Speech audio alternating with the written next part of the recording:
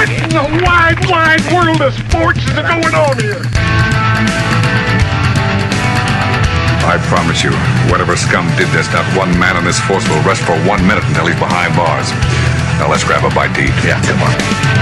I feel the hot wind on my shoulder and the touch of a world that is older. I hit the switch and check the number. I leave it on and then I slumber. I hear the rhythm ringing through it. Flamenco guitar and cumbia music. I hear the talking of the DJ. The Travelician, what does he say? I'm on a Mexican radio. I'm on a Mexican radio. Broadcasting live from high atop the J.P. White Building in downtown Roswell, New Mexico. It's Mornings with Mike Winters on 106.5 Roswell's Talk FM. Is that what I sound like when I talk? Now, here's your host, Mike Winters. And good morning, one and all. Welcome to Mornings with Mike Winters. I am he. That would be me, Mike Winters. Happy middle of the week, everybody. Wednesday, everybody.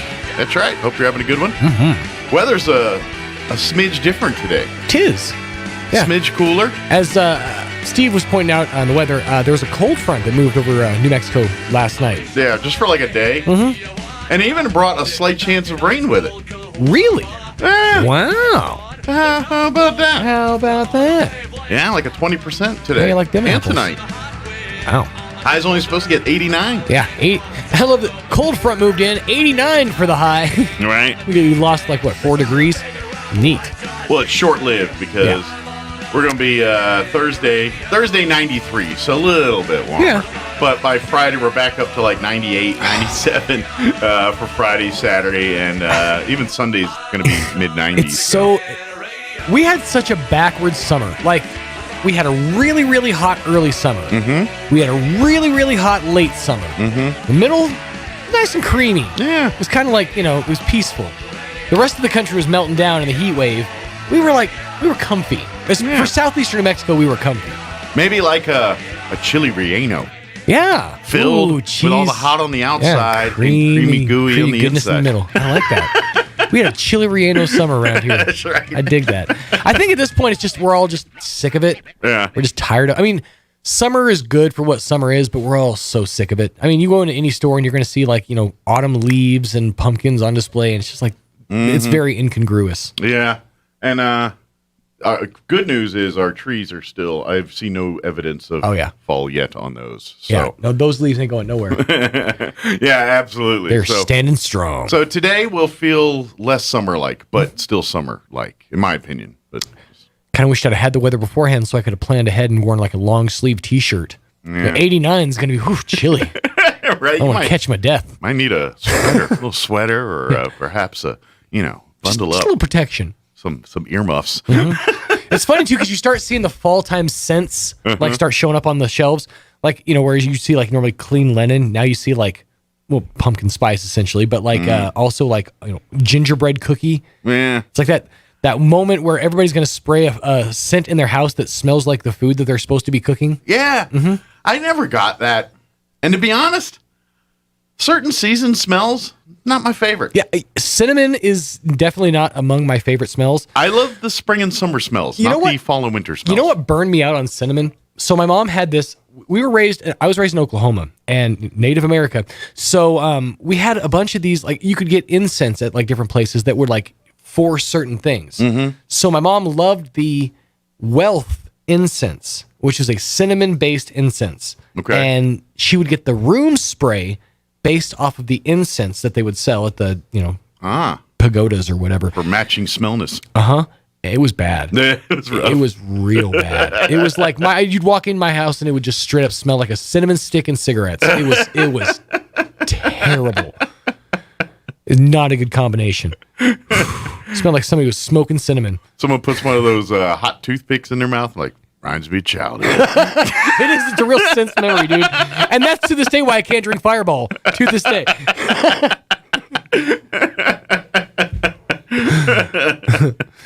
Yeah, I've never been a fan. Like when it comes to candles and smells and incense and all that stuff, I stick weirdly enough the fruits. Really? but the more citrusy fruits. I don't mess with apple or vanillas or any of that type of plant smell. I like the melons, the citrusies. I love the ocean breezes or even some of the florals, the roses, lavenders. See, rose and lavender, I really have a problem with. Lavender specifically because I worked so long in like children's nurseries. Okay. And so I got real like burnt out on the smell of lavender. Rose is another one that just like, especially the people are kind of obsessed with putting rose in like rose flavor and things, like rose water. Yeah. Hate that. Hey, I'm not a big fan of drinking it or consuming it, but smelling it doesn't bother me. To an extent, yes. The ones that get me the most are anytime they replicate food products. See, okay. Now, with a candle. I've mentioned this. Yeah. But Wolfgang Puck made a line of candles that smelled like his like gourmet dinners. Yeah. And those smelled legitimately amazing. Yeah. But that's where it's like when roast people get like chicken with birthday cake or any of that, I don't like any of that. I can't. No, artificial food smells I've never been a huge fan of. Yeah. And anytime they're trying to recapture that, it smells like a really bad scratch and sniff sticker. Right. And it just permeates strong. But I would argue that many fruit scents and or flavors are, I mean, when's the last time you tasted a banana candy and it tastes like a banana? Right. You know? It's just kind of. I just like the. I like what banana represents. No, but it's. Well, but just like your melons and stuff, they're generally milder smells. They're more, like the fresh sheets and lemon, and those are kind of in the same ballpark to me. And to me, we associate our brain with clean on those for some reason. Right. We just do, I guess, because of the many years of cleaning products that smell like these things, and we just my family was anytime we were cleaning, it would be open the windows to let the air in and light one of those candles. Yeah. So it would always be like you'd feel the breeze and you'd smell that and you'd be like, oh, that was my association. Yeah, but 3 times we cleaned the house growing up. No cinnamon or apple or cupcake candles for me. What I love about scents is you always know exactly what to expect when you walk in. You smell patchouli. Yeah, you know exactly what's in store for you. And to be honest, like people give you bacon scented things, novelty. Now, to me, that's all wrong teasing. It's not. That's like putting $1 million behind a glass case and sitting it on your wall and saying, "Here you go. Here's $1 million. Can't have it. Can't get to it." But it's pretty, doesn't it? You can look at it. and again, I would say artificial bacon doesn't necessarily represent bacon to me. No, it smells like bacon bits or something where they try to make fake bacon. Bacon? Faking bits. I know what you're doing. There's just hickory seasoning on this. I know what you're doing. You just rolled around in some charcoal. Some wood chips. The mulch. Let me give you the rundown. I haven't done that yet. We got a full show for you today. John from Oasis Computers. He's patiently waiting in the other room listening us to complain about candle smell. He's going to join us, give us an update on technology and what's going on over at Oasis Computers this morning. In the 9 o'clock hour, in the 8 o'clock hour at 8:15, I got ahead of myself. Brian Luck will be here this week. I know I pulled a fakey oopsie-doopsie on the last week. That's the more passionate version of rope-a-dope, the ookie-doopsie. Oopsie-doopsie? Oopsie-doopsie. Oh, Muhammad Ali pulling the oopsie-doopsie. That's right. Not nearly as effective. Yeah. But, so now that I got my Tuesdays and Wednesdays aligned in perfect chi. Last night was school board meeting, so Superintendent Brian Luck will join us here in 8 o'clock hour. We'll talk all about it and what else is happening around the RSD as well too. And then in the 9 o'clock hour, about 9:15, Andrea Moore with the Roswell Chamber of Commerce. She's the executive director. Will join us and we'll chit chat about upcoming events, things happening there at the chamber. They got sheriff's luncheons and all kinds of things happen. So, which I believe is tomorrow the 16th? I believe tomorrow's the sheriff's luncheon. So, we'll talk about that more as well too. I chuckled because I had a real boomer moment last night. Like I was sitting there thinking, God, I wish I had like a John from Oasis Computers on the hand. Because well, here's what happened. I got a new router. My router went out, so I got a new router, and for the life of me, for the whole night, I entered every code on the back of that router into my devices and could not get it to recognize it. Could not. It would not. I tried every single code on the back of that stupid router, and I was texting my friends. I'm like, I felt like grandpa. I'm like, I need help with my router. I can't get the internet to come through. It was, and I still don't have internet in my house because I couldn't figure it out. I took a picture of the back of the router and tried every code on it. And I can't figure it out. I almost went and tried the city and state that is on the back of it. The router was manufactured. Was going to try that for the code. Didn't, but maybe that's what it is. Oh man, it was frustrating. So, what's next? Router manufacturers, put the code clearly on the back. Well, that's all I'm saying. I think it is a security thing. I mean, sure. I'm waiting for my phone to charge so I can show John just to show him what I'm dealing with. You got to be careful because he's going to know. You're going to know. I'm going to ask. I mean, it's kind of like what you're asking is like, can I just tape my key to my front door of my house if you'd like to get in? There was an episode of Fresh Prince where Hillary lost the keys to the house. She goes, "Oh, don't worry, Daddy. I put my name and address on it every time. I make like 7 a month. I always lose them."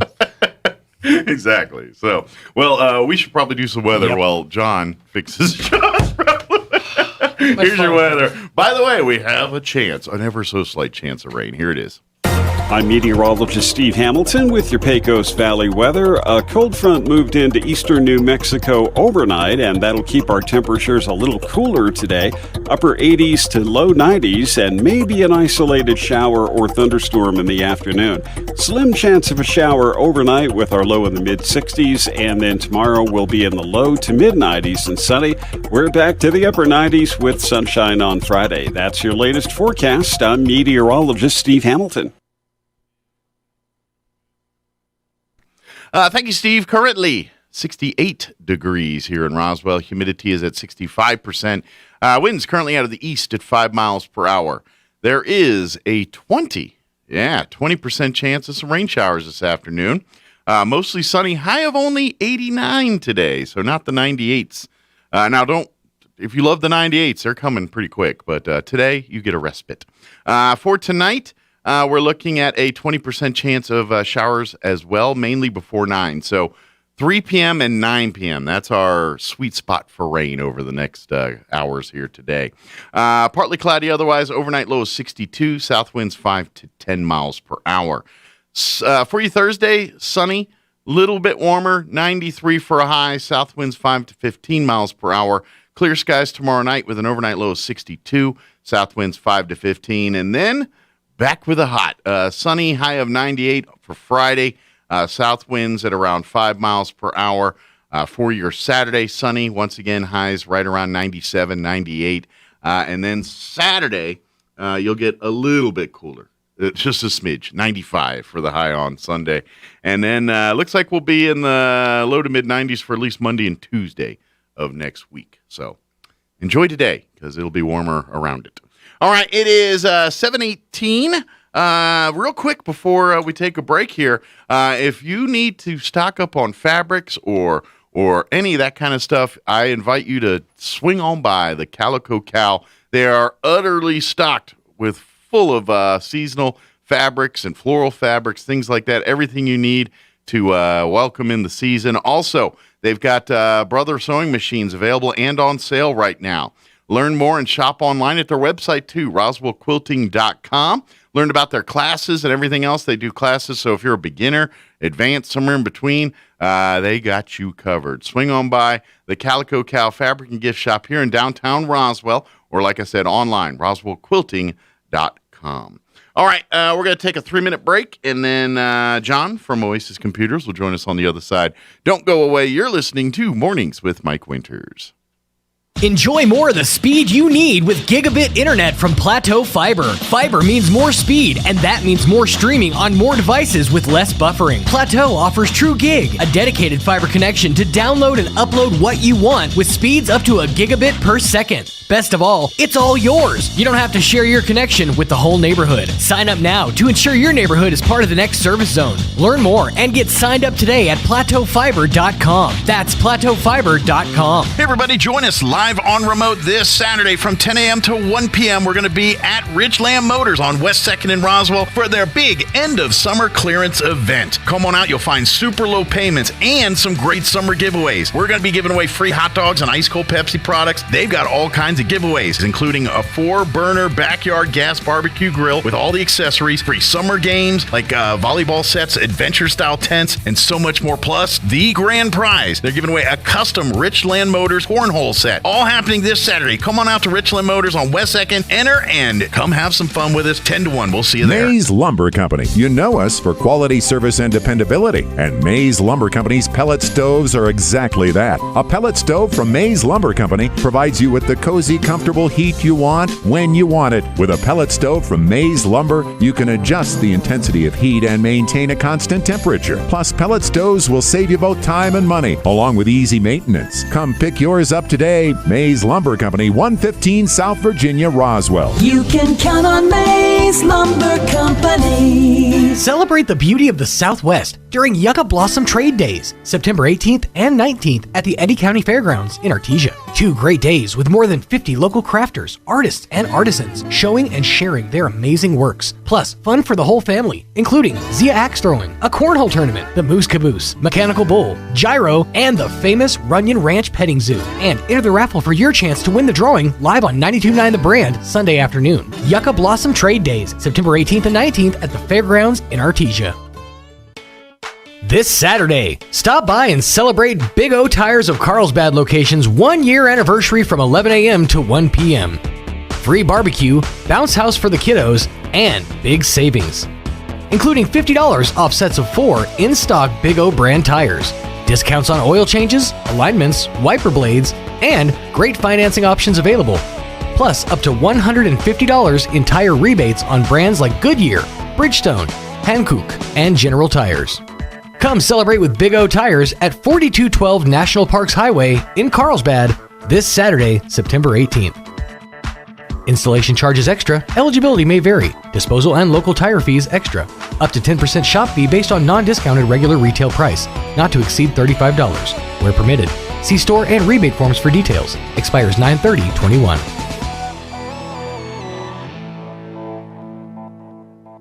Here's a Mornings with Mike Winters fun fact. The ball on top of a flagpole is called a truck. Mess with your friends today by pointing at a flagpole and say, "Hey, check out the truck on top of that flagpole."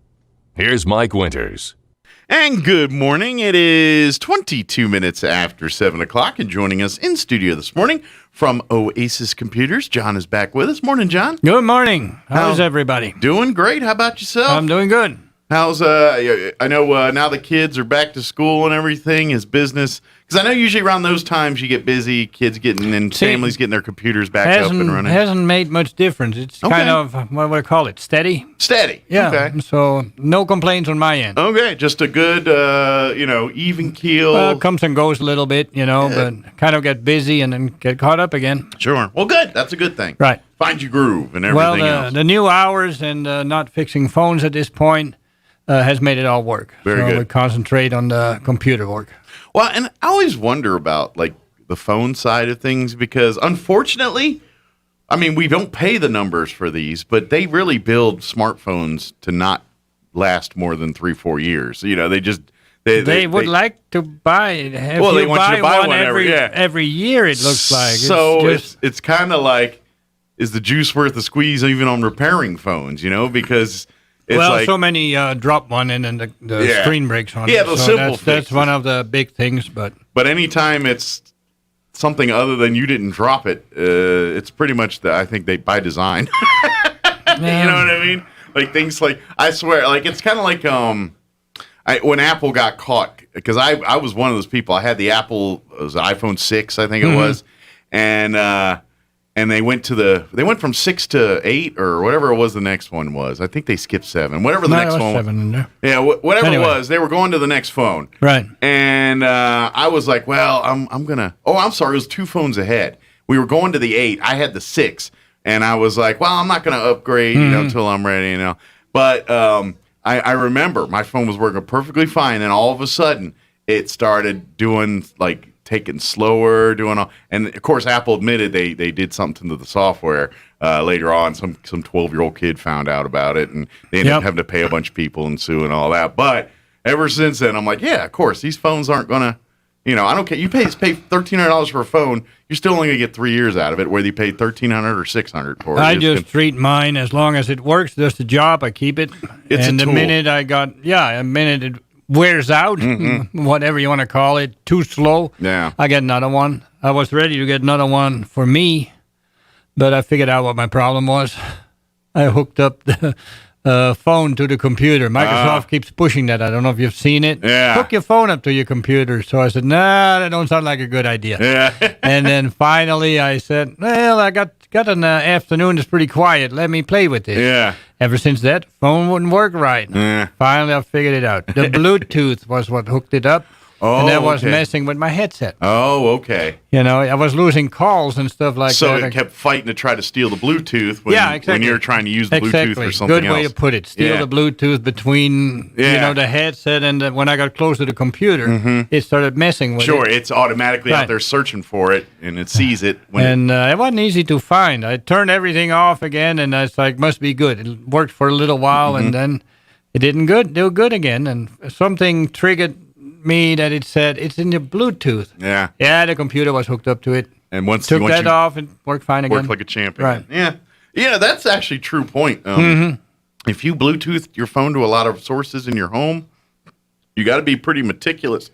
Bluetooth is weird. Yeah. It works, but it don't. Yeah.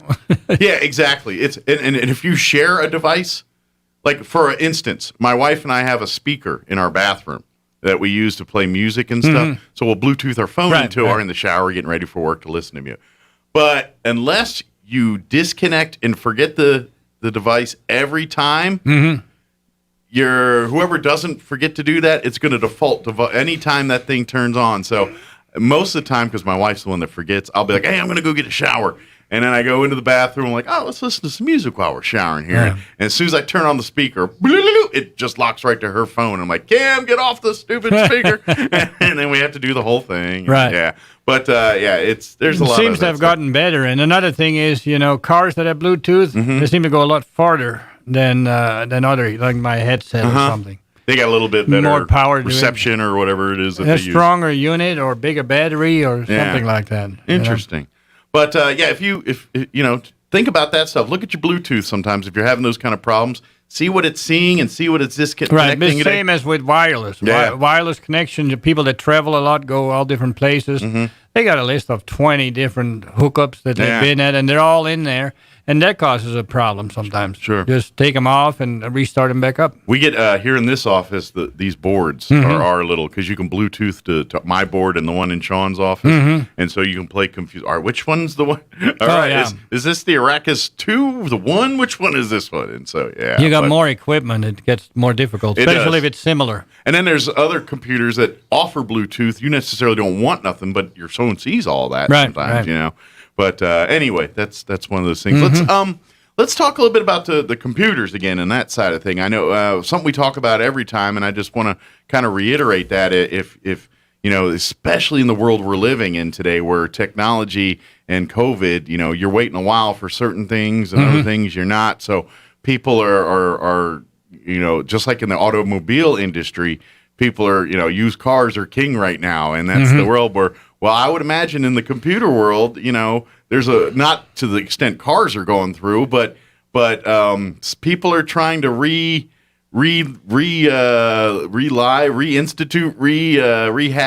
older technology sometimes because there is some issue coming up with that. Yeah. The Windows 11 is going to come out, and I've been watching it fairly close. I'm not sure how to put it, but half of it looks like it's for security that they make an 11, and it supposedly will not run on somewhat older computers. They're not very old, 3, 4, maybe 5 years. So may not work no more. Sure. Now, they work fine on Windows 10. On the other hand, Windows 10 and 11, a lot of people say, well, it's the same. It's just some cosmetic changes. They have rounded corners and they put the start menu in the middle. Yeah. Stuff like that. But technically, not really much different. So there's not any reason that the machines wouldn't run 11. The ones that can run 10 should run 11, unless there's something else done to it that doesn't allow it.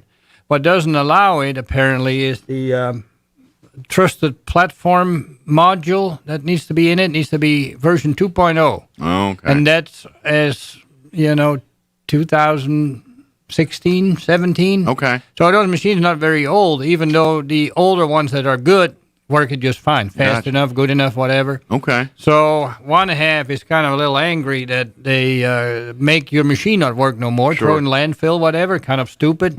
On the other hand, we're not sure if it's for the security reasons or just to sell new computers. Sure. Now, if it's for selling new computers, and it's not quite the right time to do this, I think. I would say, read the room here. Right. So then on the other hand, Windows 10 is by the end of the year, when this new one's supposed to come out, the 11's supposed to come out, is good for another 4 years. All right. So that means that all these machines that may have possibly 10 years life in it, they just got cut in half. Cut to 4 years. Yeah. Not that it quits working, but you got to be aware of it. It's if you buy, obsolete. especially a used system, whatever, you may not get 7-8 years out of it, even though it does good. Well, and will the problem be where even though you have the older computer, you keep Windows 10 on it to keep it running and everything else? Will it be the problem when you go off, like go out on the internet, websites and things won't let you because their equipment will be more 11 based? It's weird. You can run a test on it when you install Windows 11, supposedly, and it will tell you this machine will not run. Is not good to run Windows 11 on. Okay. But then there's word that it will install anyway, and you can use it. Oh. But you don't get all the security updates or not all the updates. So basically, you paid for whatever. something that's exactly the same as what you already had. Yeah, and that comes back to, are we doing this to sell more computers that I can't get at the moment? Remember, we're selling the little NUCs, the next unit of computing from Intel. And it's harder and harder to get them. The high-end one I haven't seen for... Yeah. So let me ask, because you and I have had this conversation. Yeah. It felt like in the 90s and early 2000s, Windows was doing the every other version was good. You know what I mean? Like the 98 was amazing, ME was garbage. Yeah. Is Windows 10, are we starting to see that again, where 10's the good one and 11's going to be the red-headed stepchild? Well, there is controversy over 11 already. 10 was the good one, so 11 maybe not quite the good one. Whatever. Yes, I don't know. Okay, so I'm like reading the tea leaves here. I'm like, am I seeing pattern here? Windows 11, the Windows ME of 2020. Right. We'll see. The time will tell on that one, I guess. And the security issue is a strange thing too. There is evidence, I guess, out there that Microsoft will not fix certain problems, even though we're aware of it, until they get really bad. And why do they do that? Well, our three-letter agencies are taking advantage of those flaws and hacking into other people. I gotcha. So they're basically being So conduit we get for the government. the tech guy that we listen to with Steve Gibson, the security show. Yeah. What was it? 3 weeks ago, he was ranting and raving about Microsoft, why they wouldn't fix their stuff. They've been warned on it. He says some stuff they fix in 24 hours. And this thing has been 6 months and is still not fixed. There may be a backhanded deal with, don't fix this yet. We still can use this. Well, let's wrap up our case What I here. don't think is the right thing to do, but, If exactly. It's that's the slippery slope of which the technology takes us. It's where do you balance security versus privacy? I think that people that make the operating system should make it as safe as possible. And there's a flaw found and it should be fixed, even though that may be to benefit in other areas. But it hurts so many people that get infected. It's true. It's one of those things. You got to measure the risk versus reward kind of thing. And you're right. This one seems a bit, all right, so we're going to expose everybody to a potential problem just so we can use this to nab. Then again, What do we know? Maybe this is the too most many nefarious secrets, things that's so going on here. We don't. Maybe. If you don't tell me how bad it is, then I can't make a good judgment. Maybe the real life Dr. Evil's doing something over there, and they're doing something we don't know about. But it seems that the evil comes from within these days. Some curly mustache guys on the other end doing their. But anyway, interesting. So, but I guess if you're looking to try to get your PC up to more modern times, or at least something that will use and operate in the internet and software today that'll work just fine. John and I have been talking about this multiple times. If you have older computers with the wind-up hard drives and everything, and it's not solid state, and you start hearing the weird noises, it takes 10 minutes for it to boot up and all that mess. Replace them daily. Yeah. Yep. You can, for really a very economical upgrade you could really under $200 probably. Yeah, $180 in general. You can take that archaic computer and turn it into, well, compared to what it was, a Ferrari, and it'll probably boot up in a minute or less. Right. Everything will be faster. See, up till about 2-3 months ago, we had no reservations on that. Just go ahead, and if the machine is not older than 10 years, whatever, just go ahead and do it. But now we got to think in the future. If it goes to 11, is it a good idea? Should I put my money towards another one? But then we don't know exactly what the scoop is on it. Sure. There's many people are up in arms on it, and Microsoft is known to have changed their mind too. Yeah. So well, I don't know. They are a company that relies on their customers' dollar like anybody else. So if they lose enough money on this, they're going to change. You know what I mean? They're going to go where the customer demands on that. Yeah, but you also got to realize that supposedly, anyway, the Windows is not the big money maker anymore, even though it's not a slouch. Mm-hmm. Their back end stuff, the servers, the whatever, that makes apparently. But doesn't one need the other to work? Kind of thing? Yeah, I think about it a lot. Yeah. You can get on with cell phones, with the tablets, with Chromebooks, with Linux, with whatever. But if like everybody else in the computer world, if they want you to use all of their proprietized stuff, would they make that easy to do? Microsoft may be kind of in the situation of 95% of the end users is stuck in a Windows environment. Mm-hmm. For instance, myself. I would not mind getting away from Windows, do something different. Now I have my QuickBooks. I gotta move it over to something else. Sure. I don't know what it is. Is it as good? Sure. You know what? This QuickBooks works. I'll just use it for that, and there you go. You stay with Windows. Mm-hmm. So they may not be so concerned that they feel like they got you already. Yes, exactly. It's like you're already indoctrinated. Right. You're not leaving the fold. Right.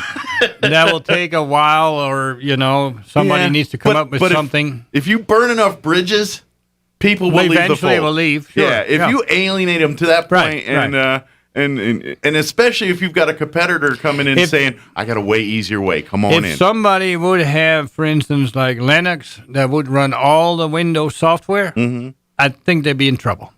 Yeah. But apparently that's hard to do, and if they do it, it makes the machine slow because it's.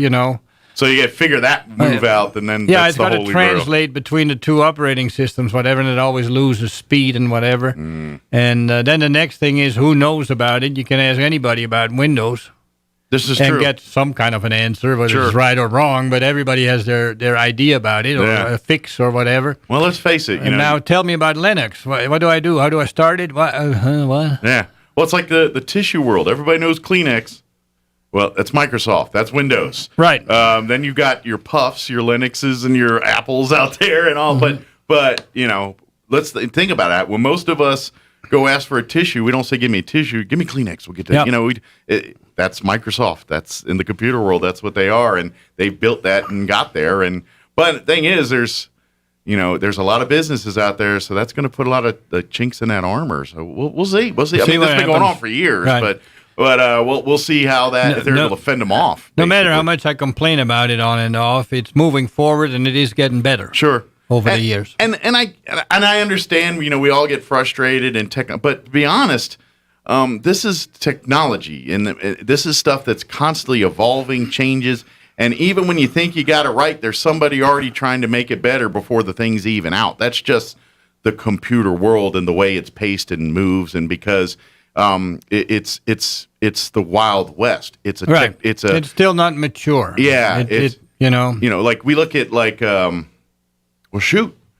we'll say telephone lines. I mean, we've been doing that for 100 years now. So we got now. Granted, that's fading away, but what I mean is when phones first came out, it wasn't the smooth, efficient way of which we know it to begin with. It was a lot of, dang, why ain't this working? Why can't I get all that? Right. That's where computers at. I mean, if you think about it, we've had computers like mainstream in computer world for 30 years, maybe 40. I mean, we've had computers longer, but as far as 30 to 40 years. People having them in their homes and doing, making it part of their daily life, I'd say about 30, 40 years. But part of the problem is that it looks simple and it's very complicated. Sure. So as long as you can click on that start button and then you program and it works, it's fine. But when it doesn't work, then you get into trouble. It's like your car. You learn how to drive it, but that's it. You don't know how to deal with the transmission or the computers and all that. You have to kind of compare it with a car, and to be able to drive it, on a daily basis, you also need to know how to fix it. Mm-hmm. A big part of it. You know, you need to do general, maybe not rebuild the engine. Sure. But you need to know how to change oil, how to keep that going, how to maintain it, change belts and stuff like that. That's the stuff that in computing is expected from the end user, and they don't know. Right. It's kind of like for instance, like I said, if your car's transmission goes out, then you take it to John to get it fixed here. But if you weren't adding transmission fluid, that's why you're going to go see John real quick because of that transmission. So basically, in your world of computers, if that hard drives your transmission, you should be in there, making sure that your software, your firewall protection, your antivirus, all those things are up to date. So those things can't get into, in essence, your transmission and jack it up. If you're not doing that, it's going to shorten the life of that transmission, just like it would be that computer. Big part of it still is the end user not realizing what they have, what they do, what is what. A message pops up and says, you're infected. Well, that must be my antivirus. No, it's a website. And once you understand that a website is just something you have no control over, it just tells you something, like I'm telling you something now. Sure. That's not necessarily true, whatever. You need to know where it comes from. Sure. I think a basic understanding of like cookies and cache, I mean, you don't have to know all of it, but understand what they do and how they work. Well, that will help you a little bit. One of the biggest things is that be careful with clicking on a link, whether it's in a website or an email, because the link is not necessarily where it goes to, even though it looks like that. It may be the perfect link, but it's programmed. That's why the color changes on it if you hover over it. And it's deceptive by design. Right. You can send it to Oasis Computers, but whoever puts that link up may go to Crook, I will get you. Yeah. So, that's not very understood. It's getting better. Sure. And we have many companies, even local companies, that are a constant battle out there trying to eliminate some of these offshoot things that are mirroring or using companies' imaging and logos to dupe people. I mean, just for instance, locally, Central Valley Electric Cooperative, CVE, they have a thing where you can pay your bills and do stuff online. They have an app and all that. Well, there's quite a bit of fake stuff out there that looks very much like the CVE stuff, and it's duping some people into thinking that's CVE, and then they get there and it's not what they expect. They're in there trying to you got to learn to read your URL, your line that what's in there exactly. Sure. Where does it go? And then type it in yourself or copy and paste. If you copy the link, that's no good. You copy the text. Yeah, you're just actually copying. It's like typing it in and then it works. Yeah. You go to the right place. And things like, it's a spelling mistake on this bank website. Most likely it's not. But if it's a fake, it could be. Yeah. And then, another thing is big. People fall for phone calls. There's a Microsoft calling. You have a problem with your computer. Let me help you with it. Yeah. Oh, good, great. Well, Microsoft's calling. Right. We all know we can't even call Microsoft. Why would they call us? Yeah. You ever try to get through the gauntlet to get on that? So So yeah, they're calling you. That's fake. Hang it up. Right. There's no way Microsoft, And unless you've already had conversations with their people and you're if in the you middle of a deal. initiated it and got through to it, talking to them, Yeah. but I still think about the lady that over the weekend started having some trouble, older woman, and she didn't know what to do with it. So on Monday, she's still struggling with it. Don't know. Tuesday, she gets a call. Hey, this is Microsoft. You have a problem with your computer. Oh, yes, I know. I know. How do you know? Right. Well, you guys are good. No, Right. it's just a crook calling out of the blue, any Yeah. number. And she just happened to have a problem, and she thought they knew. It's called phishing, and he Right. just landed one, basically. Right. He just got Exactly. some on the hook. So what about $800 later, and Yeah. then another $100 for me to straighten it out? Mm-hmm. It finally was all going again. Yeah. Those big companies do not call you. And if you get emails and things and you're like, I think it's legit, but I can't, call the company direct and ask. If you Right. get something from you think's Microsoft and you're like, I think this is legit, call Microsoft. Say, I got an email. Is this legit? And you might have to go through a gauntlet, but they'll tell you. They'll go through it, especially if it's a local too, like that CVE. I was like, if anything looks fishy, call the local business. Say, hey, I got this in the email. Is this you or is this not? And they'll be happy to sort that out because they want to know too. Because in essence, they want to try to go after the people that are mocking their stuff. Right, they want to stop that too. Yeah. No, we get several of them during the year that. Last night or over the weekend, I had this problem, and I found his number, and I called it, and now it doesn't work at all anymore. Yeah. People want it fixed now. We wait till in the morning, bring it in, or after the weekend, Sure. but then, we're so fast-paced. We want it right now. Well, not so much anymore, I think, at the moment. Well, I think a lot changed of little. us, like when we have these kind of computer problems, because we got on the computer because we wanted to do Right, something. and you whether can't it was, do it. And you play a game or do work or whatever it is. And then when you can't do it, you get antsy and you get, now I can't. Right. And then you do the dumb things. Right. And to- lately, it seems to be every day it's something. Mm-hmm. When this morning I walk in the store, my computer that shows me the clock on the wall is not on. No, I probably reset or something like that. I push the button on it and it doesn't come on no more. So now that's the problem I have to fix today. Yeah, that's and the then new one, it's huh? it's always something. It seems like. Sure. Well, I guess it keeps you in business on some of this, so Yeah, it's not a bad thing. That's a good part on it. But I just all the time here. If you're having issues, like you said, and if there's something, even like if you're seeing some emails and you're kind of like, and it's, don't hesitate to call John. No, and no, say, call and leave a voicemail if you get depending on the hours and things Right. that he's available and all that. But John will at least tell you that looks fishy. Don't mess with it, or bring it in. Let's take a closer look at it. Whatever, Yep. Or I'll be honest with you. Yeah. Every once in a while they don't like what I say.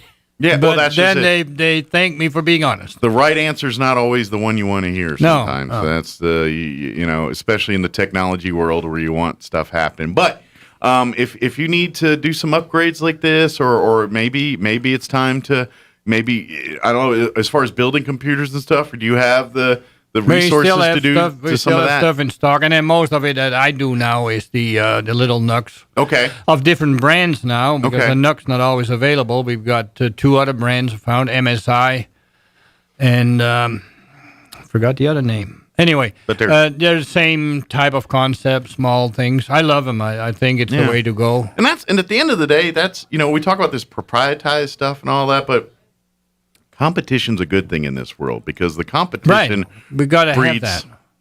technology. It breeds better service, better products. Because if they don't, they lose. So they got to keep going. Well, so. you get there's a human trait, I guess. Yeah. We get lazy. Yeah. It makes good money. Oh, that's good. Well, everybody's buying it. They'll go bad, and more people need one, so we sell more. Mm-hmm. It's good enough. You're right. And then, somebody else comes along and says, hey, I got something half price, twice as good. Yeah, lasts twice as long. Well, wait a minute. we need to start doing something. Mm-hmm. So, competition is good. Yeah, lights fires under each other. And at the end of the day, we, the consumer, are the winner after all that. But be careful, please. And, if you're out there and if it doesn't look right, odds are pretty good it's not. The one thing that I also say is, you arrive at some point and the machine says, you need to update this or whatever it says. And it's like, do you want to do it, yes or no? And if you don't know what you're looking at, well, what are you going to do? You pull your lucky quarter out, you spin it up in the air and say, hey, that means yes. That's not the way to do it. Find out what it wants and why. Just because it says OK on the button doesn't mean you should click OK. Right. And then, as the end user, you can't seem to win. You did what? You clicked on that to upgrade it? That's not an upgrade. Right, yeah. And what? You didn't upgrade it? Why didn't you click on it? Yeah. Well, no wonder everybody's confused. Because How you do don't know what's real what? and what's not. You're right. Just be careful. Error on the side of caution every time. If you have a thing and something says, should I click this? No. The answer is no. Talk to someone that knows better. Right, and don't worry. So many people come in. It's like, I'm banking with Bank of America, whatever, a certain bank. And then they come in and they say, Wells Fargo sent me a message that I need to update my stuff. And I'm not with Wells Fargo. Well, you deleted it, right? Yeah. No, I'm not sure what to do. Why is it asking? Who cares what it is? You're not a member. Anything that doesn't belong to you, you never done ignore. business with it. And ignore. Exactly. It's put it this way. They get really good at making these things look fake because the juice is worth the squeeze to them. They can put out millions of these things, and if they get 1% of that returned, that's a win for them. The same thing with robocalls. Yeah. They hardly cost anything anymore. 1/10 of a cent or less, and they send millions out. If only 1/10 of a percent responds to it and sends $500 in. Yeah. Well, that's a lot of people in the amount we got. Sure. The juice is worth the squeeze for them. So they're going to continue. And as technology starts to sniff out some of their stuff, they're going to get creative to find ways around that. That's just the circle of technology sometimes. And it's too complicated, and you make mistakes that normally don't matter if you don't look for it. The minute you start looking to take advantage of mistakes, you find all kinds. Absolutely. And and unfortunately, it makes them a lot of money on an easy way. Exactly, it's minimum work for them, and they clean up. Right. So. If anybody has any questions about anything or needs service or anything, of course, Oasis Computers they have their morning hours for service call for coming in and dropping off projects, things like that. 8 to about 1. We're open from 8 to 1. I've changed it a little bit how I say it now. It's open from 8 till 1. Okay. If you have to pick up something, don't be later than about 15 till 1, so I can leave there at 1 o'clock. Gotcha. I need to be somewhere. That's what the point is. Okay. And if you bring something in to be checked out or taken in or whatever we need to do, don't be later than really 12, because if possible, no later than 12:30. Okay. In case it's lunch hour or whatever. Very good. That way we have a little bit of time to look at it. Okay. Yeah. And of course, if it's requires more time to fix, then you'll leave it with him. He'll work on them in the afternoon. What happens when you bring it in, it's either that we look at it and say, oh, God, this is the only problem you got. Here you go. Yeah. Go on back home with it. Give me $20. Call it good. Something like that. Yeah. Or we find out that, you can pick this up tomorrow. This is what we're going to do. Or it's whatever, Gotcha. Very good. Yeah. So that's, what's the phone number they can call if they have questions? 575-625-9141. And that's probably your best. That works the best. Coming on by and visiting. Call, and if you have a question or if you get the screen of death or any of that kind of stuff. Right. Texting to that number works a little because it ends up in the same spot. You can't text to it. Gotcha. Okay. The emails, I'll get them.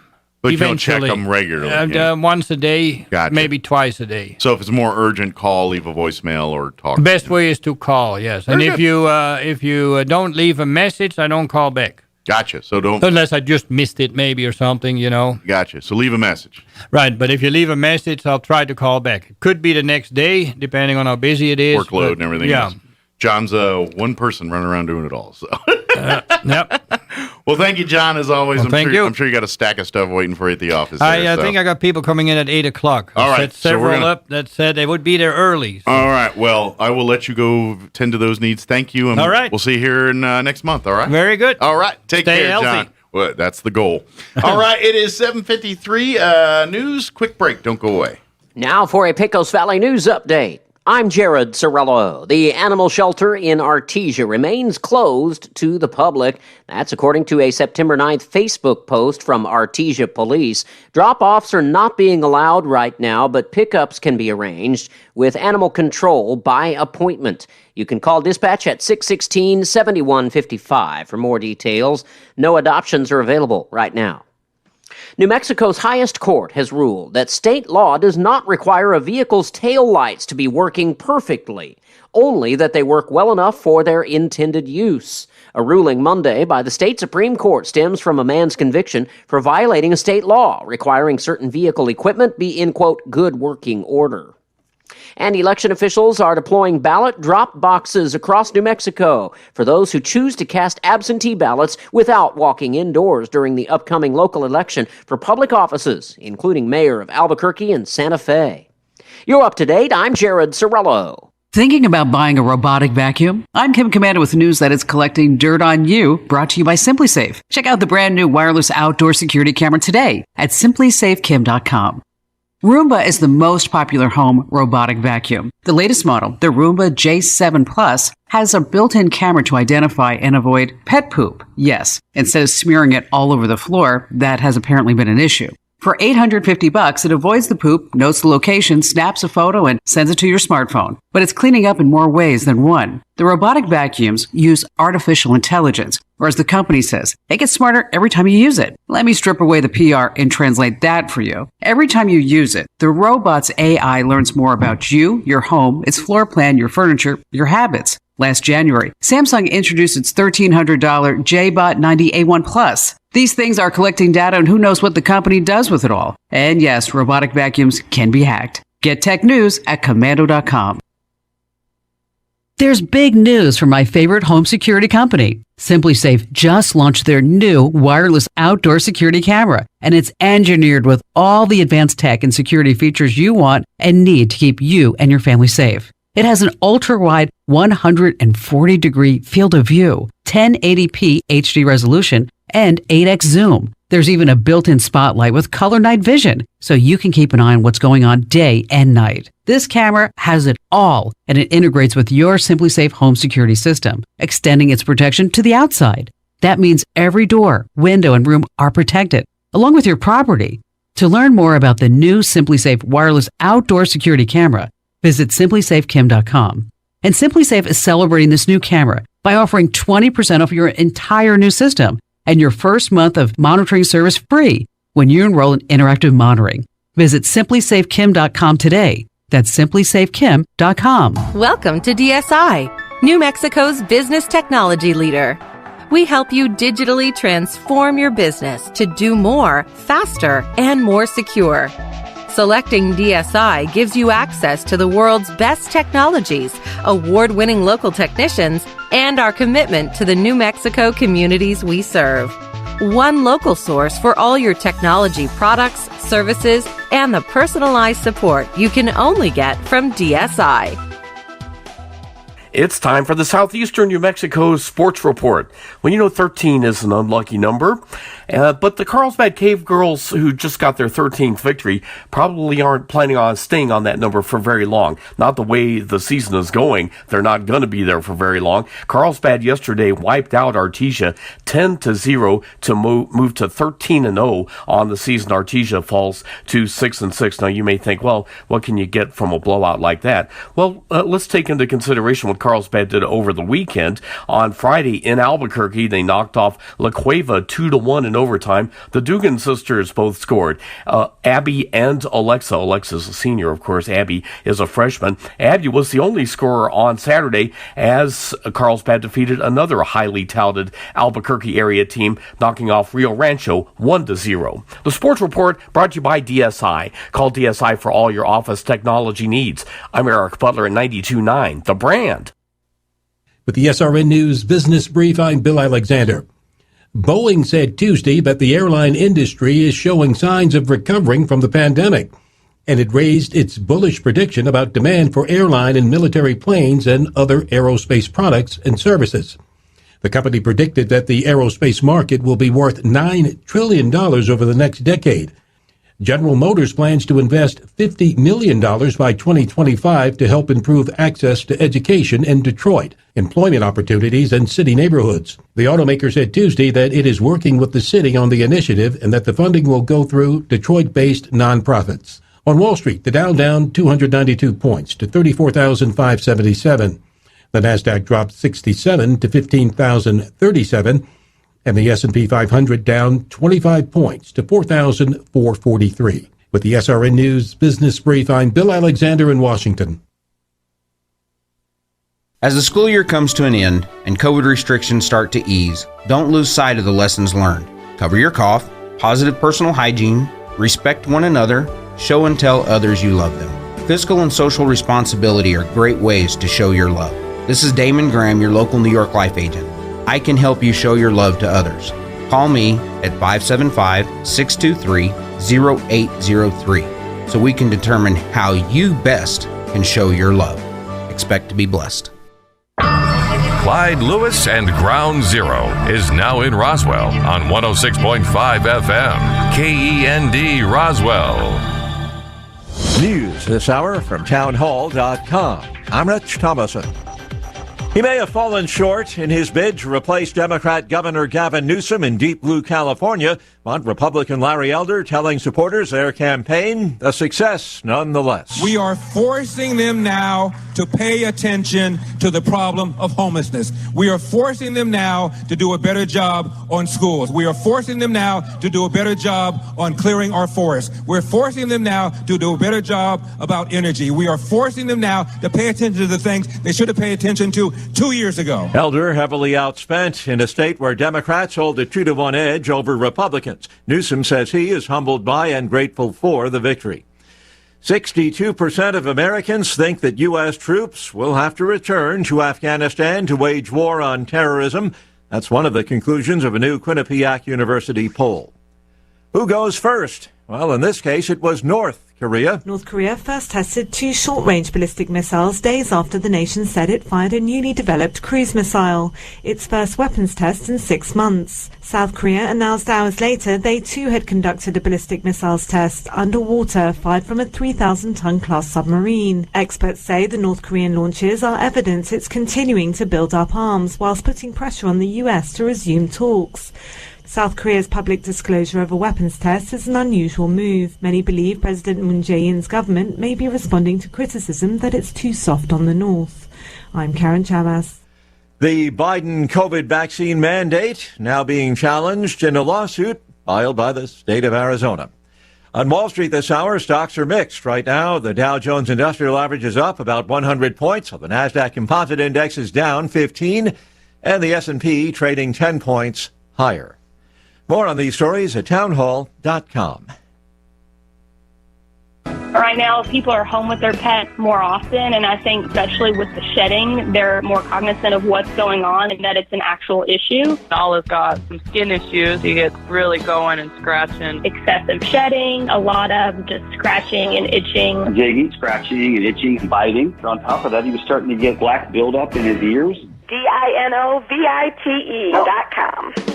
I just heard the Dynovite commercial so many times that I said, you know what, I'll give it a shot. And I ordered it and tried it, and it worked. We started Dynovite, and in our first stock, we noticed a difference, especially with the shedding. Within 3 weeks, he's not scratching and itching, and he's an all-around happier dog. We've got 4 dogs, all different ages, all different sizes, and they've all just responded really well to the Dynovite, and they all love it.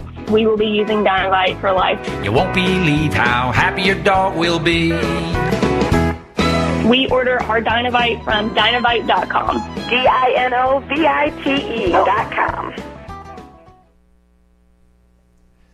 Human rights concerns prompting the Biden administration to withhold $130 million in aid to Egypt. Even though the administration is holding back millions, it's still releasing nearly $200 million in military aid to Egypt. The move was quickly criticized by rights groups and some lawmakers. The State Department says the U.S. has serious concerns about human rights in Egypt. However, Secretary of State Blinken is allowing some of the assistance to go through in order to preserve security engagement in the Mideast. Greg Clugston, Washington. A key defendant in the 2015 Paris attacks trial says the Islamic State network that struck the city was attacking France and that the deaths of 130 people was, quote, nothing personal. Wearing all black and declining to remove a black mask was the last of the 14 defendants present in the specially constructed courtroom to speak. News and analysis at townhall.com. It's a lot of money, even for a tech giant with very deep pockets. South Korea's competition watchdog says it plans to fine Google at least $177 million for allegedly blocking smartphone makers like Samsung from using other operating systems. Google says it plans to challenge the ruling.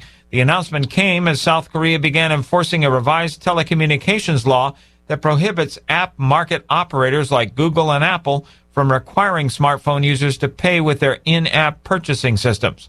South Korea has always closely scrutinized how foreign technology companies behave in its market.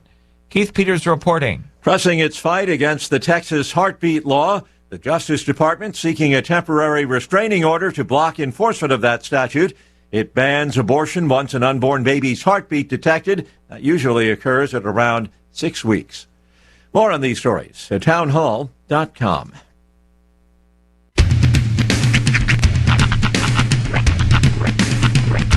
What in the wide, wide world of sports is going on here? I promise you, whatever scum did this, not one man on this force will rest for 1 minute until he's behind bars. Now let's grab a bite to eat. Yeah, come on. I feel the hot wind on my shoulder and the touch of a world that is older. I hit the switch and check the number. I leave it on and then I slumber. I hear the rhythm ringing through it. Flamenco guitar and cumbia music.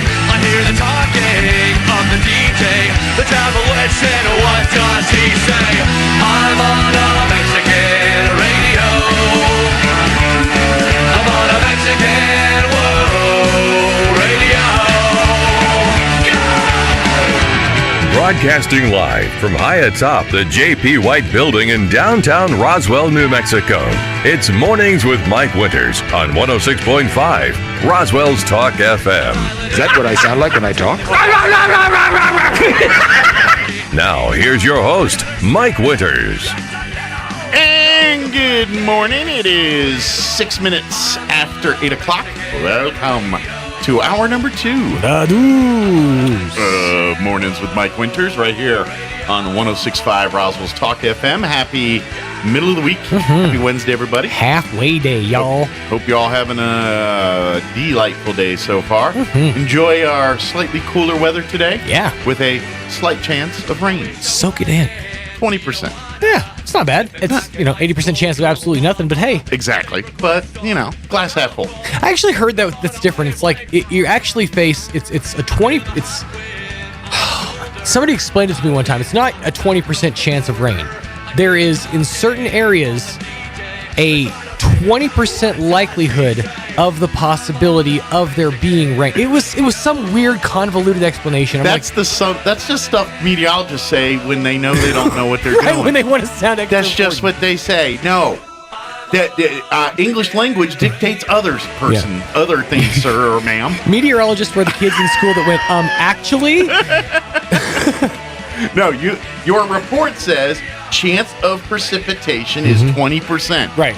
I'm not an English major, but I know enough English to know what that means. I have to look up the story because there was some explanation. It was all convoluted. I'm like, well, yeah, just say 20%, and that just tells me there's a slight likelihood of a possibility of rain. Okay, more like a 50% chances, a better likelihood. That's all that tells me. Yeah, I mean, come on, man. But anyway, so didn't mean to take you off your game. Enjoy that little bit. Oh, by the way, I know when it won't be raining, and this will be a good thing. This Saturday, it should not be raining. It should be warm.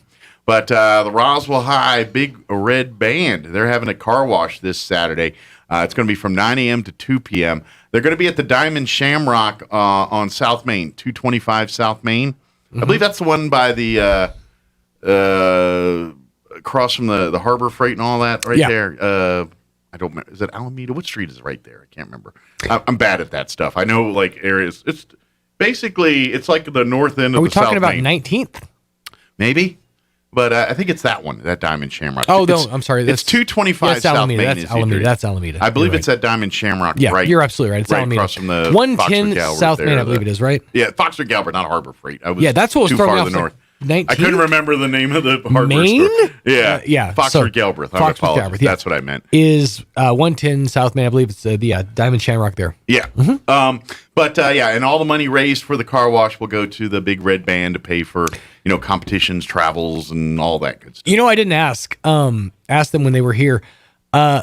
There's when I was in band, there were 2 buses. The upperclassmen got to ride on the Greyhound. Okay. The lowerclassmen had to ride on the Yellow Dog. So I take it the Yellow Dog is a school bus. Is just. Yeah, it's a school bus. It's got seats, whereas the Greyhound had like the seats, with the armrests, bucket seats, and these places to store your stuff. Sometimes, in just some cases, they had TVs. Oh, dude, when you were upperclassmen, you got to ride the Greyhound. It was a big deal, man. Yeah, yeah. Although nowadays everyone's got phones. Yeah, so, is that a it big didn't deal? really matter. No, but I went to school in the 1900s, kids. So yeah, it was a big deal back then. Back in 1994, I was there. But back in my day, I had it really thrown in my face yesterday when I was wearing my 1984 shirt. I went to my girlfriend's house. She's like, "Oh, 84 is when you were born." Well, good news is all you folks that graduated high school from like 2000 to 2009, or 2001 to 2009. When you get older, you could do. I graduated back in 07 and 02. I already do it. I know. 02 is when I graduated, kids. That was great when my nieces and nephews came up to me and said, "Did you really go to school in the 1900s?" I'm like, "Yes, I did." In 20 years, that's actually going to be some stories. Back in the day, only phones were on the wall. Is that why you pop the way you do when you stand up? Yes, it is. Yes, it is. That's not why you complain about everything. Yes, it is. I feel like I'm getting closer, but I think I'm going to get ripped off. Because I ain't going to lie, I've said this on the radio show. One of my I can't wait 2 moments in life is when I get old enough where I can say whatever I want and people just, oh, he's old. It's okay. You know what I mean? Problem is, the way the world's going, I don't think I'm going to get that opportunity. They're not going to let me just be old and crotchety. They're going to start canceling Grandpa very they're going to Me Too me all up and down, and I'm really not He's happy from a about different that. generation. Doesn't work anymore. I want that back. I know. Sucks. You know what really sucks? I had to put up with that mess when the old people but me said whatever they wanted. You know what really sucks is I'm not from those generations, so they can't say that anymore. I was born in these generations, so it's like, no, I had to sit there and listen to all that mess. Sit there, and some of my old family are old racists, and they almost got me beat up 3 or 4 times. Okay, here's the thing: you had to sit there and listen to them be crotchety and old, but they didn't have the internet, so that's your trade-off. Okay, that's your trade-off. I'll trade it off. I'll give you the internet back. I don't want it. I'm just saying the only reason you had to hear about it was because they didn't have the internet to complain on. Oh yeah. Yeah, that's the trade-off right there. Is you have the internet now, so you can be crotchety as you want to be, just behind a keyboard. I don't want to be that crotchety. I want to sit on my porch and yell at kids to get off my lawn. Just change your screen name to like Lemonade Lover. No, actually, don't do that. I just want to be at that point where I just say something, not even like just cutthroat mean, just something that you can shake a cane at. Something that we all say under our breath because it's common sense, but we don't want to hurt other people's feelings. Where when you get old, you just get to say those things, and people are like, oh, don't worry about him. So what you need to do that. You need the onset of dementia. Maybe it's coming. No, it's coming. Trust me. I feel like you spend enough time. Here's the thing: you come from that beautiful creamy middle where you spend enough time around like asbestos and lead paint, and also whatever they injected you with in the military. I got a chance, huh? And now, so I feel like you've got just this like right amount of like chemicals in your body that the dementia's on its way, buddy. Fingers crossed. That's right. You're gonna be the dad in. Do you remember the movie Folks? Yeah, that's gonna be you. Just gonna walk into a room, go McDonald's, and then just walk out. Who was that? Was it Jack Lemmon? Who was it that played the older dad? It was someone famous. It is. It was Tom Selleck was the son. Yeah, it was the guy from Folks. No, it was. I can't think of his name. It wasn't Walter Matthau. It wasn't. No, it was neither one of those guys. It was. I can't. Don Amici. I think it might have been him. Was it Don Amici? Maybe. Hold on, I'm gonna look it up because. He was in so many things. I feel like it was Don Amici now. Now that I feel confident in my answer is Don Amici. I want to agree with you. I'm just not totally sure who Don Amici is offhand. He was in Cocoon. Hang on. Hold on. That wasn't Wilford Brimley. It is. Yep, you're right. Don Amici. You're absolutely right. All right. And that guy, he was the old guy in like everything up till the day he died. But yeah, it was. You're going to be the dad from Folks. To be honest, McDonald's. If I remember, he was in a couple of those Grumpy Old Men style movies. I don't think the Grumpy Old Men ones. Yeah. He was in like the one where they were on a boat, working on a boat, like a cruise ship. He played like one of the suave, older, lady men guys. He was Don Amici. That's right. He was in Trading Places. I forgot about. Okay, he was Trading Places. He was He's one of those guys too. Yeah, he's been in a bunch of stuff, but Cocoon's. Harry and the Hendersons. Wow. Yeah. Don Amici was a big deal in the '80s, and in his. I just remember him from Folks. Literally, I watched that movie like one time when I was like 8 years old, and the whole McDonald's thing stuck with me. Yeah. All right. We got the superintendent here. I'm sure he doesn't want to hear us talk about Don Amici for the whole time. Superintendent for the Roswell Independent School District, Brian Luck, will join us here in just a few minutes. I got my Tuesdays and Wednesdays aligned now. Last night was the school board meeting, so we're going to talk all about that with Brian here in just a little bit. Before we do any of that, though, let's go ahead and get you up to date on the weather. I'm meteorologist Steve Hamilton with your Pecos Valley weather. A cold front moved into eastern New Mexico overnight, and that'll keep our temperatures a little cooler today. Upper 80s to low 90s, and maybe an isolated shower or thunderstorm in the afternoon. Slim chance of a shower overnight with our low in the mid-60s, and then tomorrow we'll be in the low to mid-90s and sunny. We're back to the upper 90s with sunshine on Friday. That's your latest forecast. I'm meteorologist Steve Hamilton. Thank you, Steve. Currently 71 degrees here in Roswell. Humidity is at 63%. Winds are calm at the moment. We do have a chance, a slight chance of rain today, a 20% chance of showers, mainly between like 3, 4, and 9 this evening. That's the window they're talking. But mostly sunny. Highs only expected to hit 89 today, so a little bit cooler. Maybe. Northeast winds 5 to 10 miles per hour. That 20% chance of rain, like I said, continues into the evening hours, they say, till about 9, 10 o'clock this evening. Partly cloudy otherwise with an overnight low of 62. South winds 5 to 10 miles per hour. A little bit of a warm-up for Thursday. Not too bad, though. Sunny, high of 93 tomorrow. South winds 5 to 10. Tomorrow night, mostly clear. Overnight low of 62. South winds 5 to 15. Friday, it's getting hot again. Sunny, 98 for a high on Friday. South winds at around 5 miles per hour. Sunny, hot, high of 97 for your Saturday. Sunny with a high of 95 for Sunday. And then looks like we'll be in the low to mid-90s, like 94 on Monday, 92 on Tuesday. So that's what we're looking at for the next few days here. Hey, if you're looking for some new entertainment at your home, might I recommend you check out Plateau's app-based TV service called Plateau Stream. With it, you can enjoy all of your favorite Plateau channels on multiple devices within the home. And with this new device, you now have a cloud DVR that can be accessed from most devices inside your home. And with that, you also get the start over and look back functionalities. Plus, Plateau Stream has subscription video on demand. So nothing on TV at the moment. You can have access to their library of programs as well. For more information and to sign up for this service, log on to their website, www.plateau.tv/stream. That's Plateau, PLATEAU.TV/stream. All right, it is 8:17. We're going to take a 3-minute break or 3.5-minute break, and then Roswell Independent Superintendent Brian Luck will join us here on the other side. Don't go away.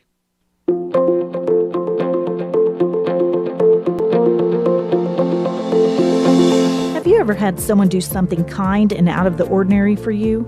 How did that make you feel? I know for me, it brightens my day.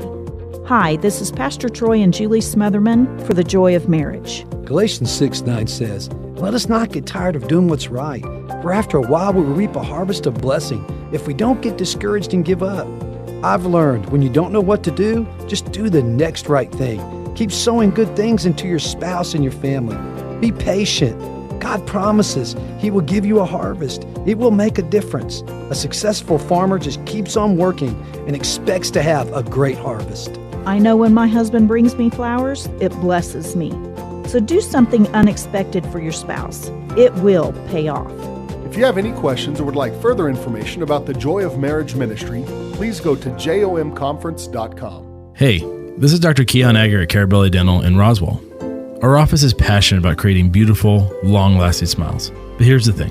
Sometimes that means dentures, and that's not a bad thing. These aren't your grandma's dentures. We combine artistry and the latest technology to create beautiful, natural-looking teeth. If you are in southeastern New Mexico and you have dentures or are considering dentures, you need to come visit us at Carabelli Dental. Come see the team at Carabelli Dental or call 622-4455.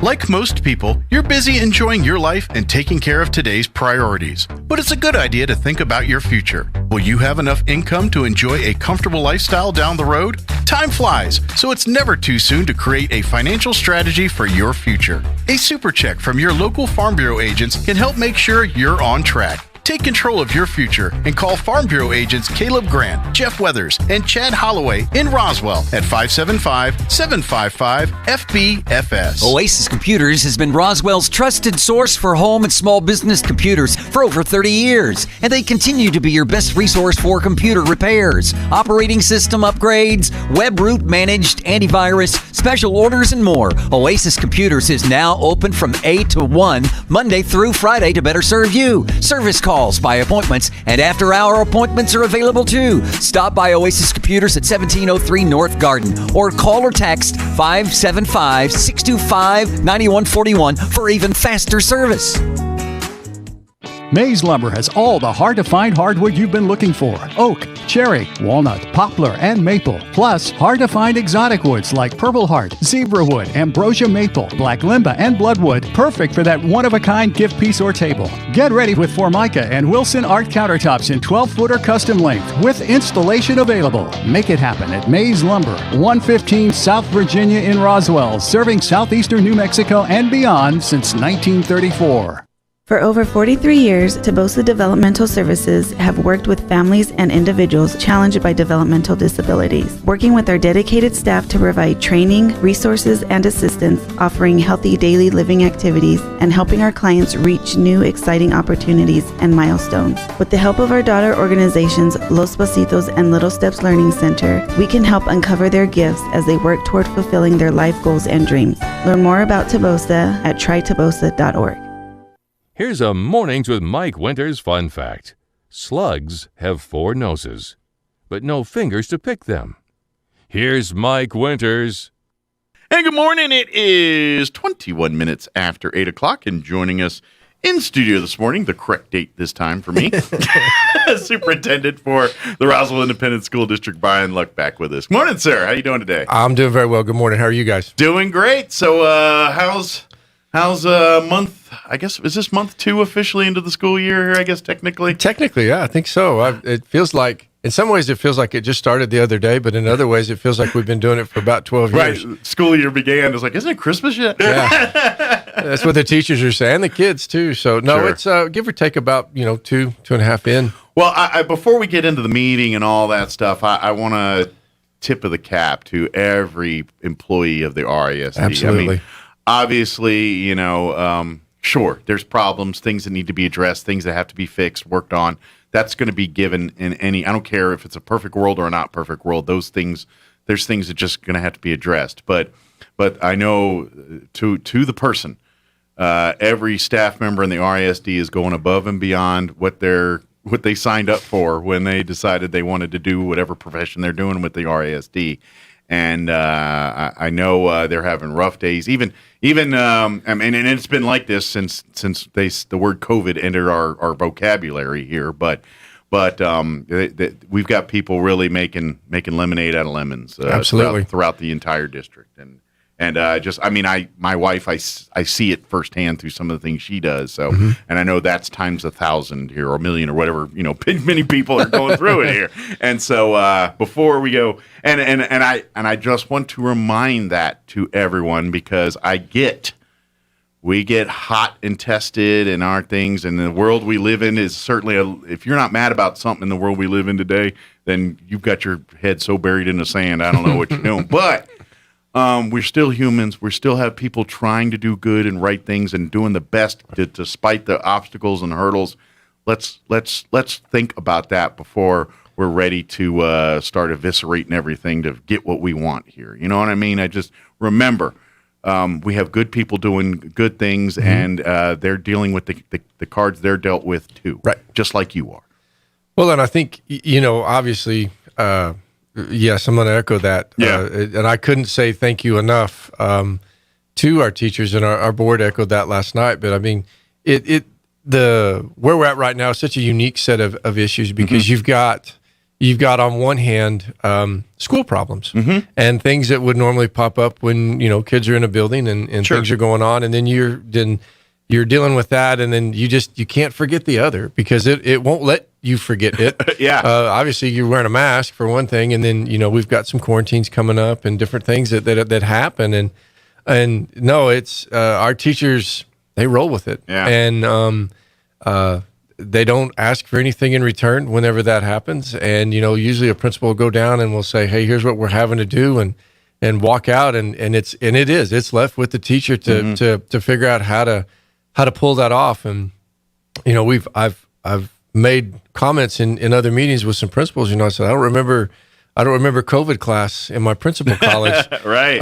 But I do remember them saying, try to surround yourself with the best people possible and let them do their jobs. Absolutely. And man, I tell you what, our staff are, from top to bottom, as far as support services and cafeteria and custodians and maintenance and yes, absolutely. Tip of the hat to them for getting the job done. Absolutely. And I would like to, and this is me this is me talking. This is for people, and I get it. You're upset about things. Things happen.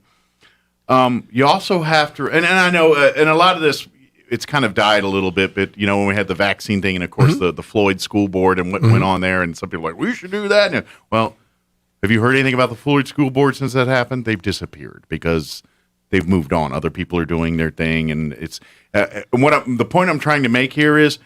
You get mad, things aren't right. We can all agree if there's something that doesn't bother you, but how you handle it is very, very important, even more so when you think about what's at stake, because at the end of the day, everything we're talking about here, whether you like wearing a mask or not wearing a mask or getting vaccinated or not getting vaccinated, or should a kid be in a classroom or behind a computer, all these arguments we're having right now, if we don't figure this out, there's only one group of people that are going to get screwed, and it ain't us. It's our children. That's right. And so I get you're passionate and heated about it. Please, that's not a bad thing.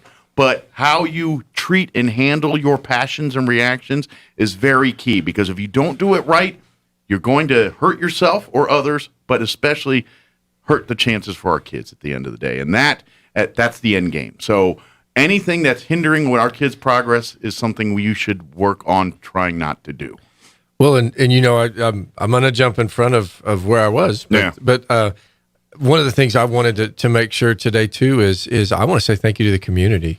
This has not been isolated effort amongst just the teaching staff. I have employers that are allowing their people to take off to be home with kids that have been quarantined. Multiple times. And you know what? They're dealing with it, and they're making the best out of it, too. We've got parents that are just flat making it work, and grandparents and aunts and uncles and neighbors, and man, that's not been overlooked by us as a staff and as a district. It's a huge sacrifice for everybody. And one of the things that we talked about last night at the board meeting was when the state came in and gave us a little bit more control and gave us the opportunity. It really did make this a community project. And I had no doubt when we started getting the word that was going to be able to happen, that this community would not make this work. Sure. And you know what? I think a lot of people have, I don't want to say put aside their differences, because I think those differences are still very much, they're raw. But they've also given us the chance to continue to go to work. Sure. And do the job in which you intended to come in here and do. I'm going to tell you that's huge. That's paramount. Those issues are still going to be dealt with, and they're still going to be worked upon. But as far as giving us the chance to teach the kids, and for the most part, we haven't had any major problems. Yeah. But I do think true that is a testimony to our community that they value the education for the kids above just about everything else. Yeah. And that's huge. And that hasn't been overlooked by us. And that's how we're going to get through all of this. Absolutely. It's going to take the Herculean effort by the entire community, by our administration, our teachers, and our parents and our students. All of us are going to have to do our part, and we keep doing that. Sure. when we don't see things right, bring them to the forefront. But just remember, how would you do it? How do we all live together? We're all, at the end of the day, wanting the same thing, good for everyone. Mm-hmm. Let's remember that when we have our discussions and talks, and because you're not going to resolve anything by you may feel better yelling and ranting and raving and doing something that seems very irrational, but you make feel better. But you're not fixing the part that's really making you mad, and that's the problem at hand. And the only way that's going to happen is people talking, coming together, working it out, and finding a middle ground that everybody can work with. And that's we're going to get there. It's just going to take time. Well, and it's some of it is setting aside that what new normal will look like might not look like what old normal will look like. This is true, and that doesn't always necessarily make it bad. This is true, but it will be different by its very nature, and it's tough, and it's tough for teachers that have been in the business for years that have got their way. Yeah, and I would have been that person, and I would have had a collision in my mind that it would have taken me a while to come out of this one, as far as this is the time of year that I do this, and this is how I do it, and when somebody would put something in front of it, that would have created an issue for me. Yeah. But like I said, I think that time is it's most definitely not healing anything, but it's providing us an opportunity to do the things that that work. Sure.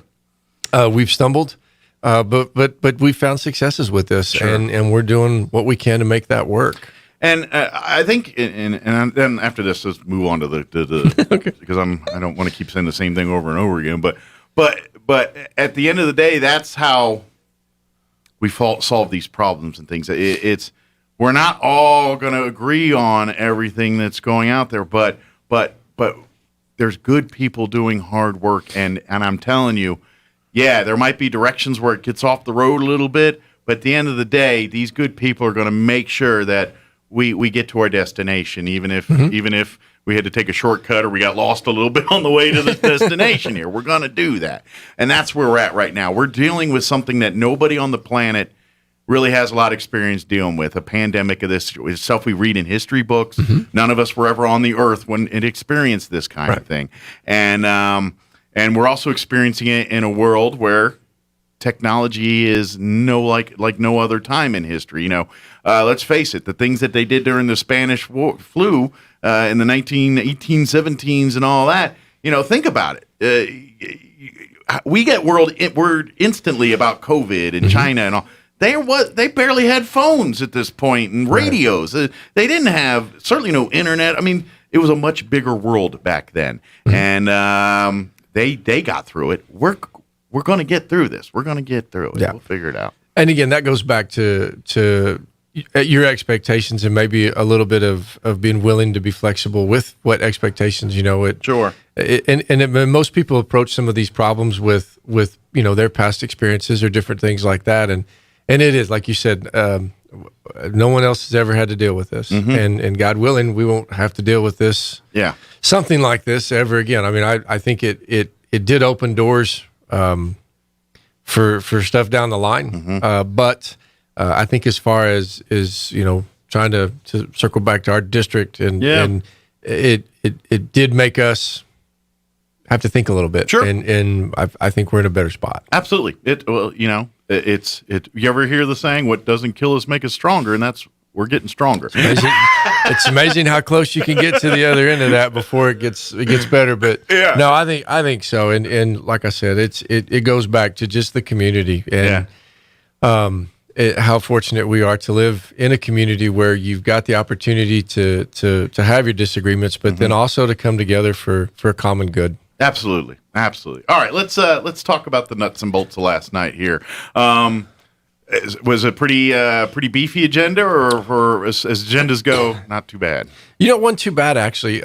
We've routine stuff that we've had to do in the last few months that made all of the board meetings that I presided 3+ hours. I was really happy to not see one like that. You didn't want a 3-hour plus meeting?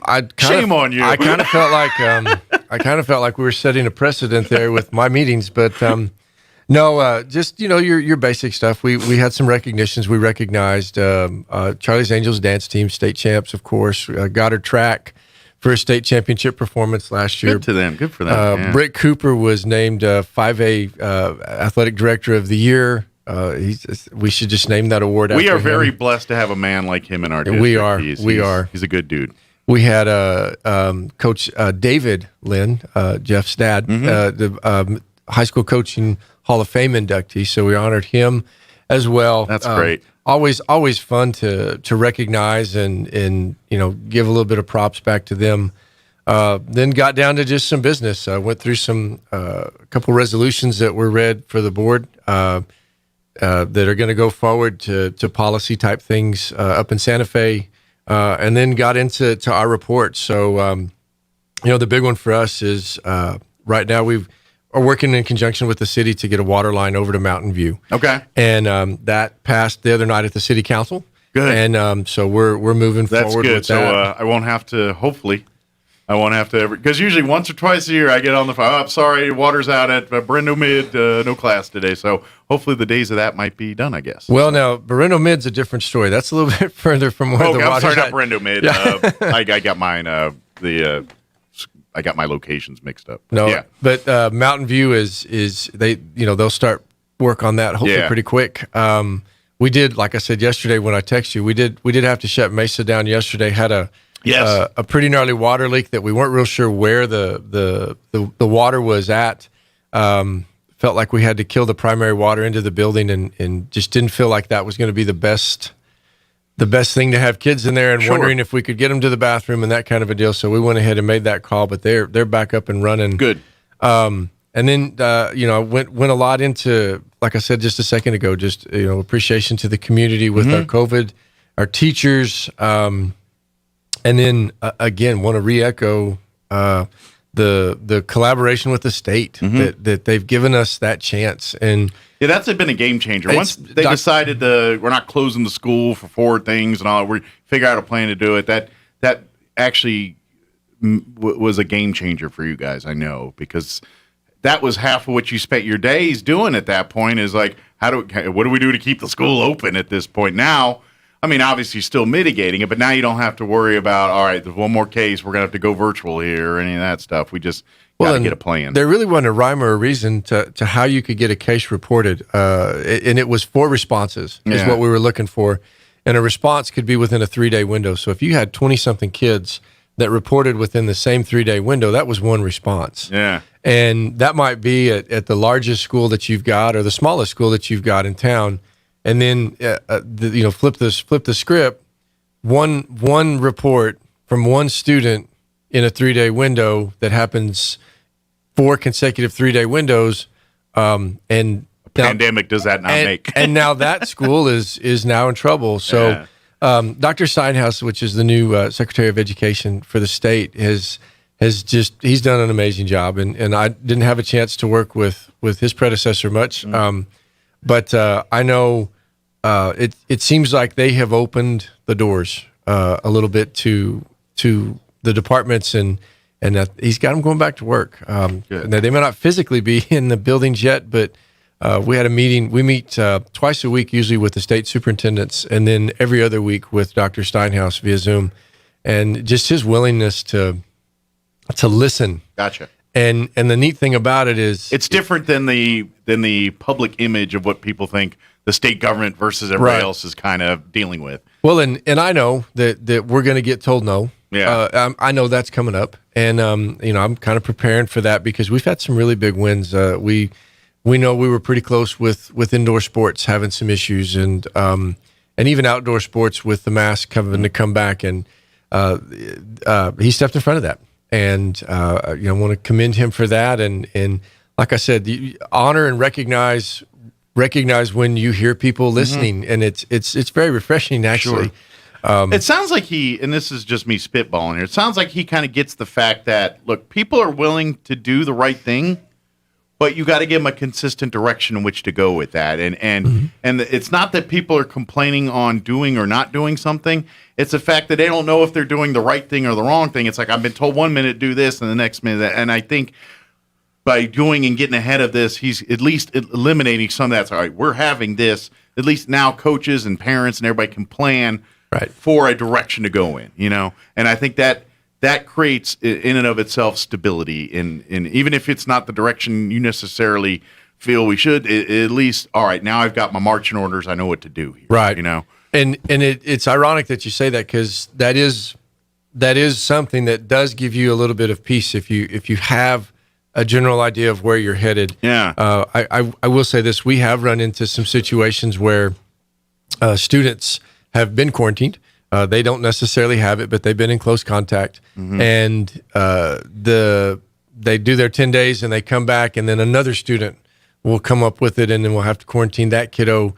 And we've had to work with some parents as far as, you guys said that you weren't closing schools, and I'm like, we did say that, but we also still have to go with our guidelines. So again, it's a give and take situation. Sure. But what I really like about it is that that we know where we know our lanes now. Sure. They always tell us to stay in our lane, and we can widen those lanes a little bit here and there as we go. But again, it's been very nice working with somebody that feels receptive. Sure. And again, it might not always work like that, and I know that's coming. Well, that's life. Sure. That's how real life is. It's give and take. It's knowing when to press hard and knowing when it's time to compromise. That's in order to get the big picture done. Right. And that's called life, folks.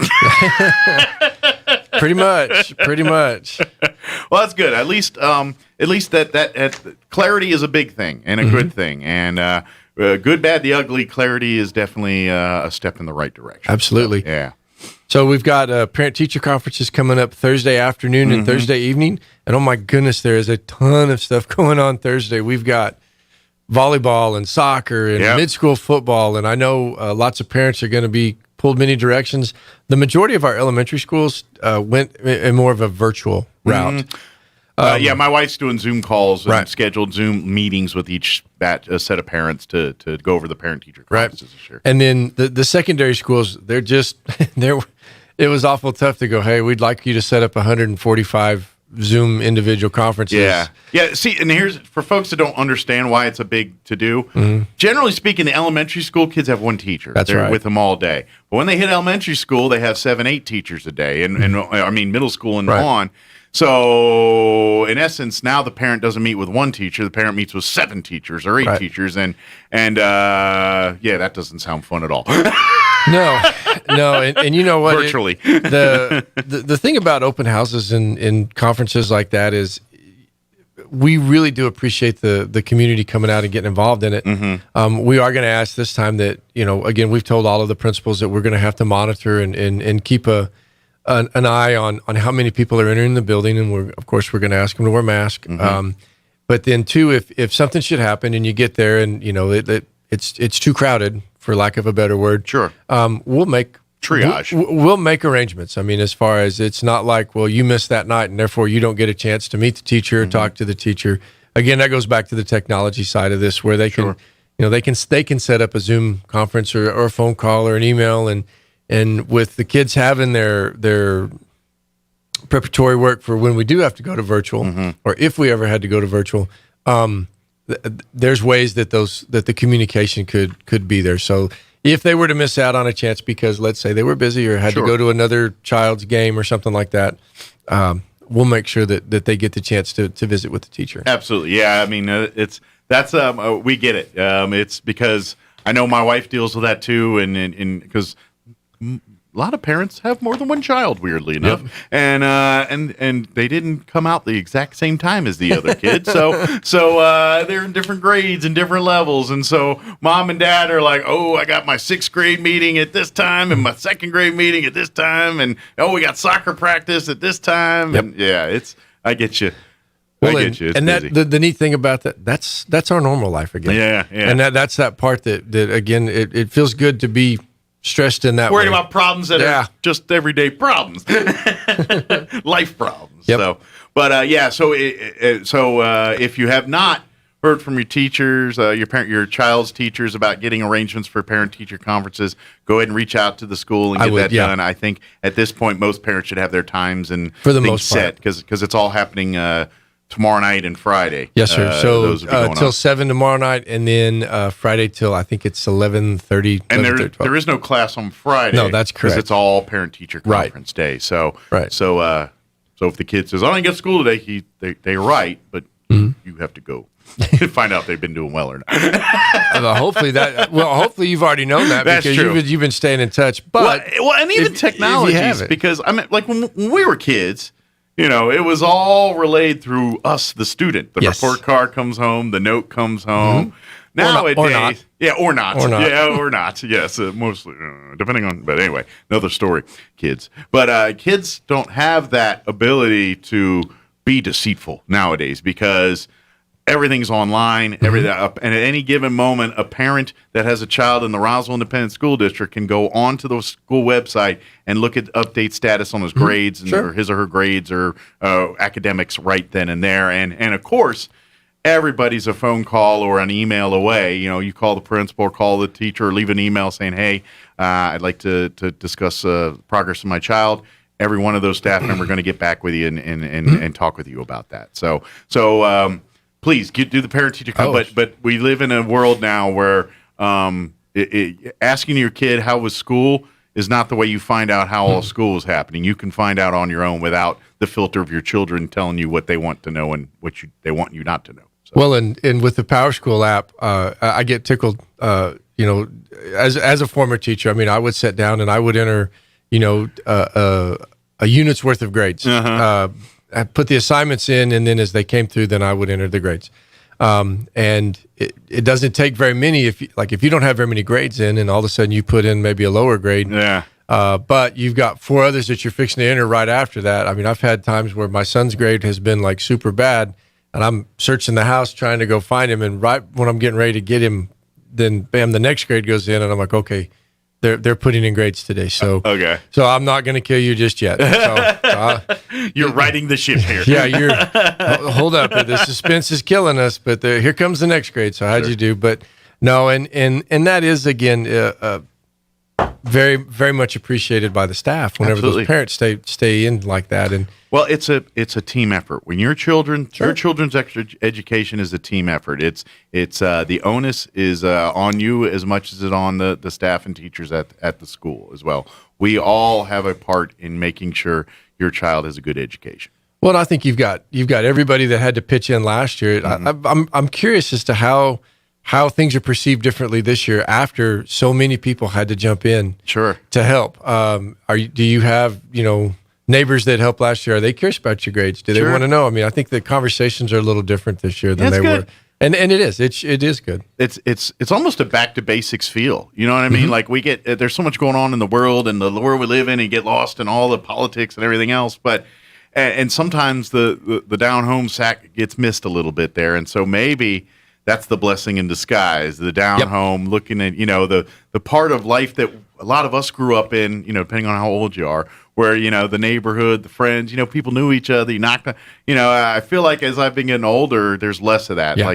Like, do I even know my neighbor? And it's like back when we were kids, everyone knew everybody and everyone played in the streets. And it maybe, now granted, technology and a lot of that changes the way we do things. I get it. That's like we were saying earlier. Sometimes, change is inevitable on these. Right. But I think the value behind the neighbors watching out for the other kids and making sure they're not doing, you know what I mean? That's so important in the fabric of life and raising the kids too, and being involved in the grades. It's right. When I was a kid, I knew I couldn't do stupid stuff because I knew my neighbor would out me to my parents if I was, that's part of being raised, and I think we miss some of that sometimes. Well, now they'd have a video of you doing it. This is true. But I think maybe some of this is bringing our communities a little. We're talking to our neighbors now. We're talking to people that we see every day and are part of our lives every day that we don't have any relationships with. So that's not a bad thing. Not bad. Yeah. I know I just saw the time. Is there any other school board agenda items or anything we wanted to mention that we got, imagine this, me sidetracked on, but.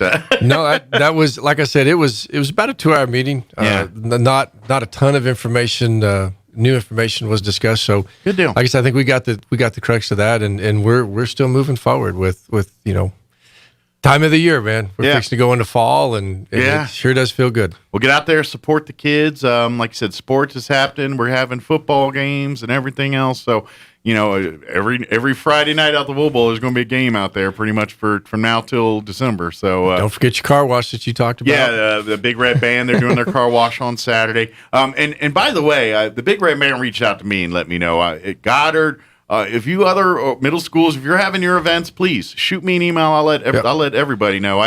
I get what I get, and I'll be happy to spread the word on that too. I know so. Goddard's doing a mattress fundraising sale. They did that a few years ago and had really good success with that.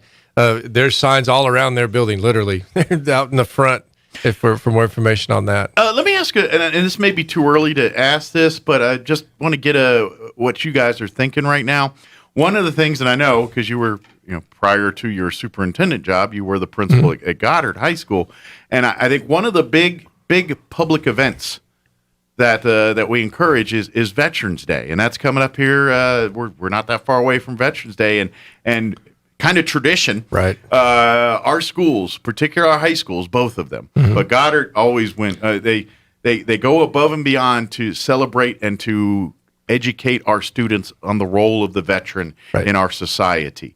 COVID's put a bit of a damper on some of that, but as far as the plans for this year, is there talks of doing ceremonies? Are they going to be able to, or is that going to have to be something we look at for next year? I don't know yet. Okay. Again, the hard one is that event takes so much planning. Very much. It does. And really with all of them, I know Berendo Elementary is doing a smaller type of a deal today for a 9/11 remembrance. Okay. More of a centralized with the kids that are there. If we can pull something off, we will pull something More off. to come. That one is one, like you said, that's near and dear to my heart and to lots of people's hearts. Yeah. If we can get something pulled off, we're going to. Okay. We just our problem comes back to numbers. Yeah. And the last thing I would ever want is to bring a group of people in that might already have some health issues. We don't want to create a problem by doing something with good intention that turned out to be a bad idea. But we've got to do something. I mean, that didn't even feel right last year. We are having the Veterans Parade. We're going to, my wife and American Legion, I'm part with that, and we're getting we've got a great speaker this year. This year's Veterans Parade and all that, the theme is the Vietnam War era.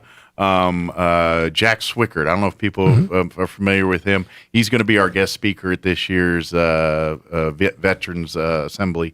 And basically the plan, we're still working out rough details, but it's kind of like last year. We'll start the courthouse lawn, we'll have a little ceremony things, and then kind of a parade up to the Wool Bowl area.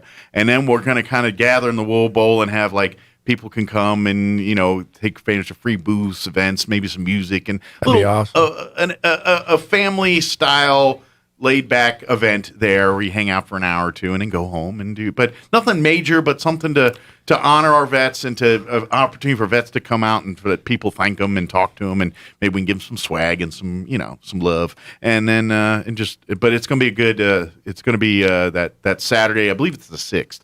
That Saturday before Veterans Day in November. So. Our first Veterans Assembly, we actually had a widow of a World War I vet. That's amazing. And now we're barely lucky to get any World War II vets. Well, unfortunately, there's not many left. No. It's it's sad to say, Korean War's right behind it. I mean, we don't have many Korean War veterans left here too, and it's the march of time. We're going to be our Vietnam vets. We're going to be losing them here, and by the time I'm old and dusty, our Vietnam vets will be. I'm just old and semi-dusty right now.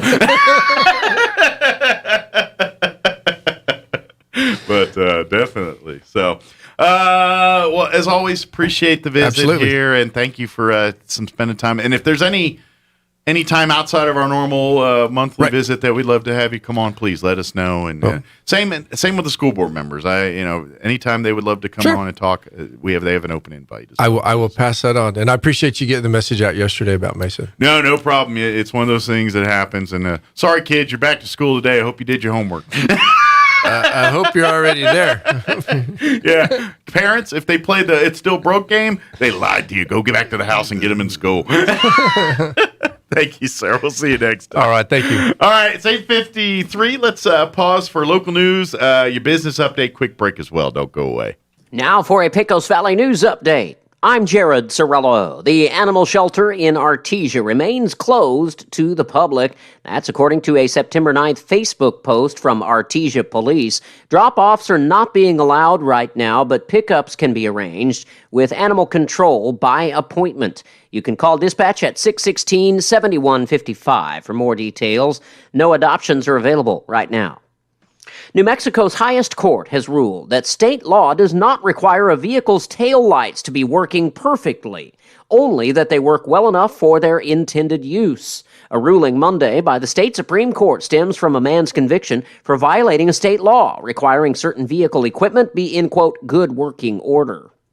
And election officials are deploying ballot drop boxes across New Mexico for those who choose to cast absentee ballots without walking indoors during the upcoming local election for public offices, including mayor of Albuquerque and Santa Fe. You're up to date. I'm Jared Sorello. I'm meteorologist Steve Hamilton with your Pecos Valley weather. A cold front moved into eastern New Mexico overnight, and that'll keep our temperatures a little cooler today. Upper 80s to low 90s, and maybe an isolated shower or thunderstorm in the afternoon. Slim chance of a shower overnight with our low in the mid-60s, and then tomorrow we'll be in the low to mid-90s and sunny. We're back to the upper 90s with sunshine on Friday. That's your latest forecast. I'm meteorologist Steve Hamilton. With the SRN News Business Brief, I'm Bill Alexander. Boeing said Tuesday that the airline industry is showing signs of recovering from the pandemic, and it raised its bullish prediction about demand for airline and military planes and other aerospace products and services. The company predicted that the aerospace market will be worth $9 trillion over the next decade. General Motors plans to invest $50 million by 2025 to help improve access to education in Detroit, employment opportunities, and city neighborhoods. The automaker said Tuesday that it is working with the city on the initiative and that the funding will go through Detroit-based nonprofits. On Wall Street, the Dow down 1,037 and the S&P 500 down 25 points to 4,443. With the SRN News Business Brief, I'm Bill Alexander in Washington. This Saturday, stop by and celebrate Big O Tires of Carlsbad location's 1-year anniversary from 11 a.m. to 1 p.m. Free barbecue, bounce house for the kiddos, and big savings, including $50 off sets of 4 in-stock Big O brand tires, discounts on oil changes, alignments, wiper blades, and great financing options available. Plus, up to $150 in tire rebates on brands like Goodyear, Bridgestone, Hankook, and General Tires. Come celebrate with Big O Tires at 4212 National Parks Highway in Carlsbad this Saturday, September 18th. Installation charges extra. Eligibility may vary. Disposal and local tire fees extra. Up to 10% shop fee based on non-discounted regular retail price. Not to exceed $35. Where permitted. See store and rebate forms for details. Expires 9/30/21.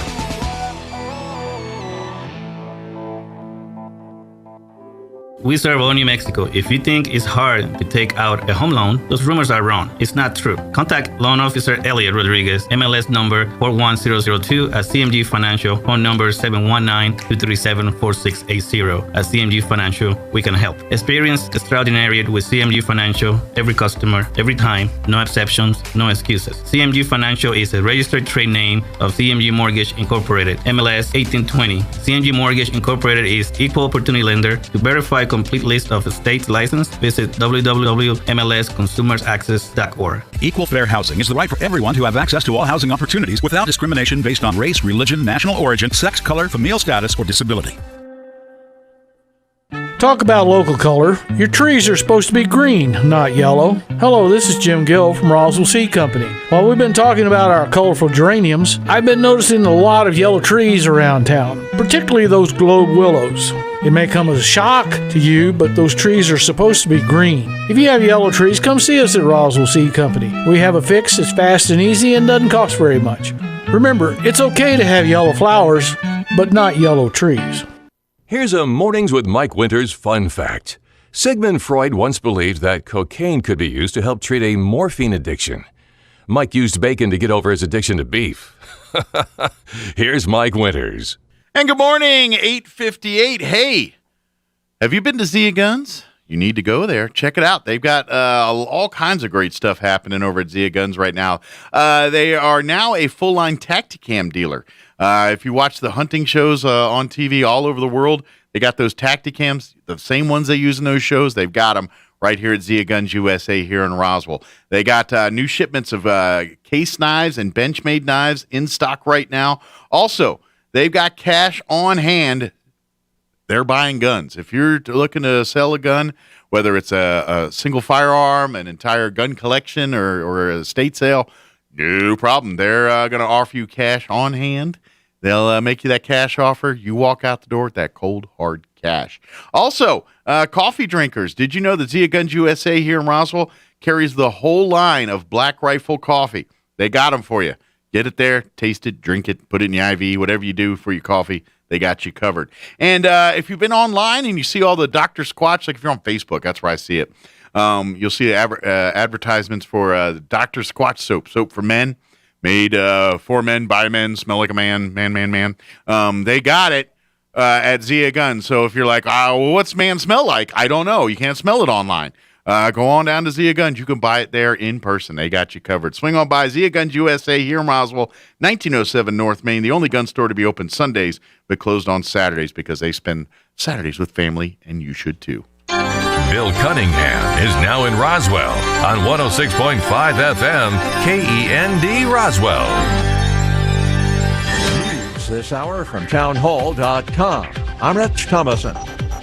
Tropical Depression Nicholas appears to be in no big rush to leave Louisiana, and that is not good news for areas that are still dealing with the aftermath of flooding from Hurricane Ida. We do have some flood warnings that we've issued this morning, and we've had some homes flooded in St. Charles Parish as well, or some water entering the homes, but it's not that deep in some of the homes.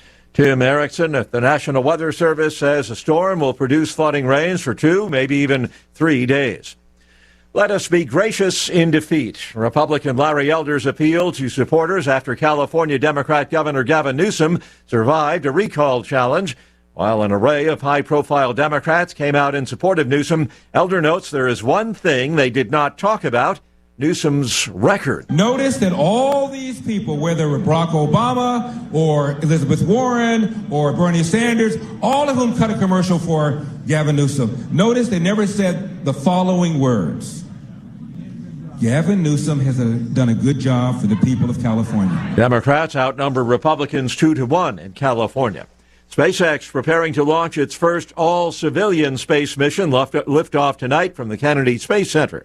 Correspondent Marcia Dunn at Cape Canaveral. This is going to be the first time in 60 years of human spaceflight that there's not a quote-unquote professional astronaut or cosmonaut or taikonaut, if you want to talk about the Chinese, on board. This is the first time there are going to be 4 ordinary people, as ordinary as a billionaire can be, but these are not professional space travelers. If all goes according to plan, they'll spend 3 days orbiting the Earth before coming home. The mission's aim is to raise $100 million in donations for St. Jude Children's Research Hospital. On Wall Street, the Dow is up 74 points. More on these stories at townhall.com. Listener that stands out that I worked with was this older couple that was interested in refinancing. They reached out to a few different lenders. Their credit wasn't the best. I know some of these other bigger banks, you just won't hear back from them, which I cannot stand. Not everybody has the 780 credit scores, and just because you don't qualify at one time doesn't mean that you'll never qualify. I'll walk you through what you have to do, whether it's 2, 3, 6 months from now. Back to that older couple, we worked with them for months and months to improve their credit, and we were able to get the loan done. We were saving them hundreds each month, thousands of dollars a year, finally got themselves into a situation financially that they can handle, and they could start saving money each month for retirement. End of the day, they just could not be happier, which just put a huge smile on my face. We are United Faith Mortgage. United Faith Mortgage is a DBA of United Mortgage Corp. 25 Melville Park Road, Melville, New York. Licensed mortgage banker. For all licensing information, go to NMLSconsumeraccess.org or corporate NMLS number 1330. Equal housing lender. Licensed in Alaska, Hawaii, Georgia, Massachusetts, North Dakota, South Dakota, or Utah. The European Union will donate another 200 million coronavirus vaccine doses to Africa. This is an investment in solidarity, and it is an investment also in global health. That's how European Commission President Ursula von der Leyen is describing the donation, which adds to the 250 million doses already pledged. The move underscores the EU resolve to boost the challenge low-income nations are facing. In her State of the Union address, the Commission President stressed that global vaccine inequality had to be addressed sooner rather than later. With less than 1% of global doses administered in low-income countries, the scale of injustice and the level of urgency is obvious. I'm Karen Chamas. A Swedish court sentences a 47-year-old man 3 years in prison spying for Russia, handing over information on the Swedish truck and bus maker Scania, return for money paid out over several years. News and analysis at townhall.com. House Republicans requesting the FDA provide information on any potential White House pressure to approve COVID booster vaccines for the general population. House Minority Whip Steve Scalise and Representative James Comer of Kentucky, ranking member of the House Oversight and Reform Committee, sent a letter to the FDA requesting documents on Biden administration communications about booster shots amid concerns of, quote, potential political interference. In the letter, the lawmakers accuse the FDA of announcing its plans to allow mRNA vaccine recipients to get boosters beginning September 20th without evidence and data. The Republicans' request come a day after two departing FDA officials wrote in a paper published in The Lancet that current evidence does not show boosters for the general population are necessary. Bernie Bennett reporting. Wall Street's key averages bouncing between small gains and losses this morning. Right now, the Dow is up 82 points. The Nasdaq has just gone positive. It's up 3. The S&P 11 points higher. More on these stories at townhall.com.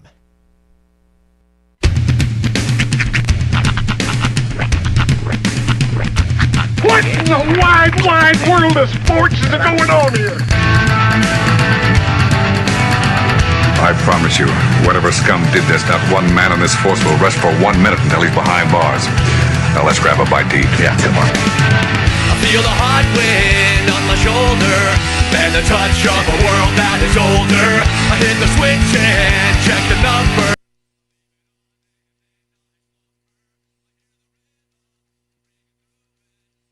Guitar and cumbia music. I hear the talking of the DJ. The devil is in, what does he say?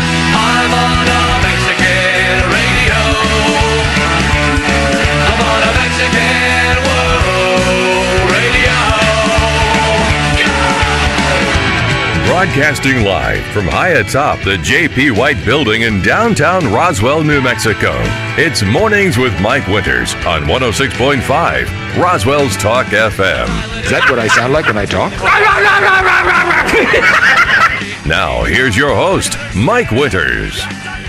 And good morning. It is 6 minutes after 9 o'clock. Welcome to hour number 3. Chris Inviernos. Good mornings with Mike Winters. Right here on 106.5 Roswell's Talk FM. Oh, by the way, since I'm on my soapbox, I'm going to do this, and I haven't had a chance to say it, so I'm going to say it right now. It's not relevant to anything that we've been talking about. I'm just going to crowbar it in anyway. That Subway employee that blew away that dude in Albuquerque for robbing the trying to rob the Subway, give that man a medal. That's what I'm saying. Give that man a medal. And I was watching the news last night, and they had the police spokesperson. I don't know if it was the chief or just a spokes. I can't remember. But they were on the news, and they're like, "We've noticed this is." He goes, "We've had this is twice now in a month or whatever. We've had a robbery situation where the robber got shot and killed by the business." And he was like saying, "This is unfortunate," and I'm like, "No, this is good. We need more of these, not less. I hope to God there's 2 more next week, because that's how you get rid of these people. You know what? If there's a chance someone's going to blow you away when they walk in there, they might be more apprehensive to do these nefarious things." You're not wrong. I'm never going to, again, this is my opinion. You want to stop the views guns? expressed by Mike Winters do not reflect those of Pecos Valley Broadcasting and staff or management. Gun control just keeps guns out of good people's hands. I'm sorry. I agree. That's what it does. I mean, yes, there's got to be some kind of gun control, but we have enough in place. Just enforce it. Bad but guys anyway, aren't going to the gun shop to get their guns. Well, I'm pretty sure the guy that tried to rob the Subway didn't go to the gun store, buy his gun legally. Right. Either that gun's stolen, or he bought it off the black market, bought it off some dude off the street or something. Yeah. There's you got no it from way. Javier. Yeah.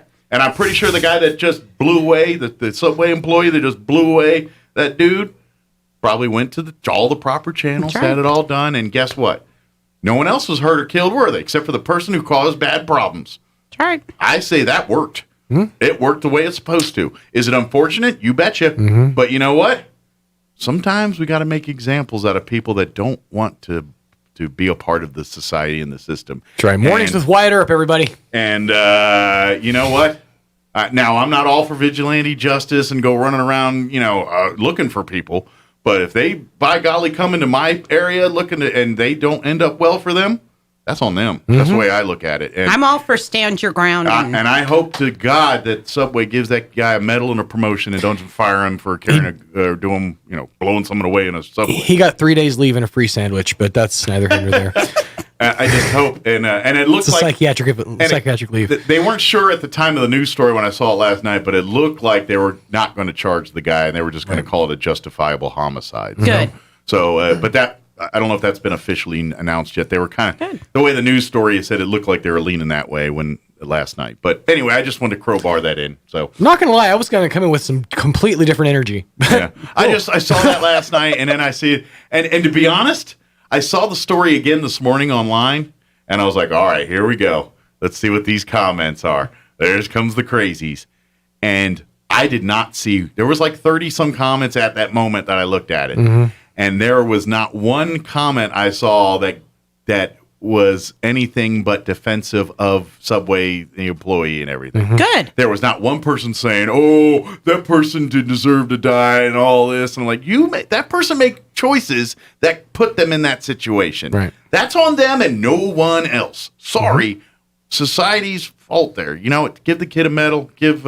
Let's celebrate it. Let's put it on posters. Let's put it on TV that this kid just blew away some jerk that tried to rob somebody. And say, you know what? Hopefully there's more of you out there. Go walk into that McDonald's and see what happens. Somebody blow you away there, too. The new national campaign, six shooter justice. If you want to advance your life by harming and hurting and disabling others to get there, I got no love for you. I don't care what happens to you. Bye now. All right, soapbox done. Real quick, and this is a complete subject change, but this is what I was going to come in with. I just saw something online that said Bob Dole pays tribute to Norm Macdonald. That blew my mind. Bob Dole outlived Norm Macdonald. Oh my gosh. I was blown away last night when I saw that he died. I was like, Norm Macdonald? I didn't know Are you cancer. kidding me? Yeah. For 9 years, didn't tell anybody. Actually, I had the same thought that you did. Yeah. But mine was a different picture. Was it? I saw a picture of Artie Lang. Right. Artie Lang saying, "Miss you, my bud." 60% heroin at this point. Yeah, I'm surprised he's alive. I think he's clean now. Well, now, yeah. But yeah, he had to lose half his nose to get there, but he's clean now. He's gone through the ringer. He's destroyed himself getting there, and so when I saw that, it was a picture, I think from Dirty Work, where it was him and Norm sitting there, and he goes, "I miss you, buddy," wherever he put, and I was like, "Oh yeah." Artie Lang outlived him. How did that happen? I had to play I would have never called that shot. Dude, I had to play the Is-Was game with Bob Dole. I had to Google it, and he's 98, but it says is, so he's still with us. Isn't he sick? I thought I heard he had cancer or something. Wasn't he in the news 6 months ago, very sick, Bob Dole? I don't know. I thought I saw that in the news. I've slept since then. Right. I thought I saw maybe a couple months ago that he was really sick. He doesn't look well, but then again, he's also 98. It was one of those stories that I was like, uh-oh, we might be seeing another passing here, but never saw that, so I guess he got better. I don't know. Just when we thought we were going to zig, he zagged with Norm Macdonald. Oh, yeah. I was flipping through TMZ, and we were, of course, looking at all the stuff from the Met Gala, making fun of everybody at Met Gala. And then that came up right underneath Met Gala. And I was like, oh, my gosh. And, of course, my kids are like, who's that? I was like, SNL, baby. Yeah. SNL. Yep. Sure enough, former U.S. Senator Bob Dole announced his stage 4 lung cancer back in February. See, I'm not crazy. Oh my I thought I saw that somewhere. Yeah, I thought I saw that somewhere. He was the old politician when I was a child. Yeah, he was old when he was running for president. He was old when he was old. The joke was, vote for Bob Dole is a vote for Bob Dole. What are we talking about? That was always the joke. I kind of felt like when Bob Dole was running for president, everyone was like, well, Reagan's wasn't that old. Yeah, Bob Dole isn't asking for mommy yet. He's fine. Right.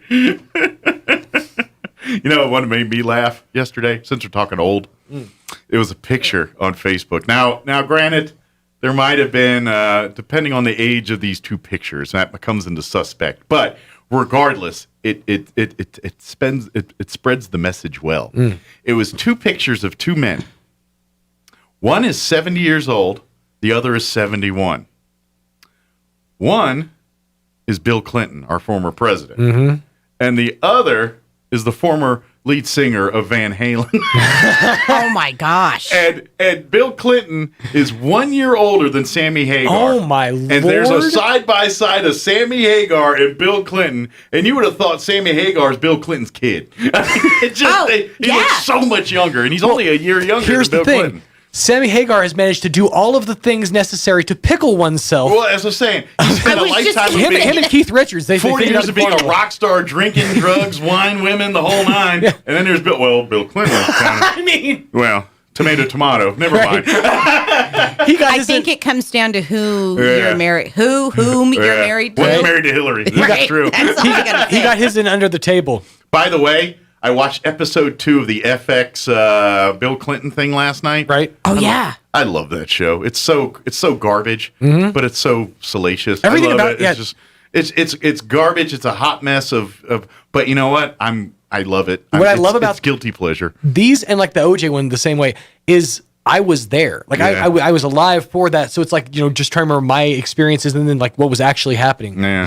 Kind of crazy. Yeah, we were there too. I know. Yeah. But it's in our old foginess. Now, granted, I think a lot of this is through the eyes of Monica. I think a lot of the she was the an story. executive producer on this. So I don't know if that's her portrayal of her, but if it's she's wearing a director's beret, she was the way that the story, because this second episode really went into the romance side, the part where they were doing the behind the scenes affairs and the things, the interactions between Bill and Hillary.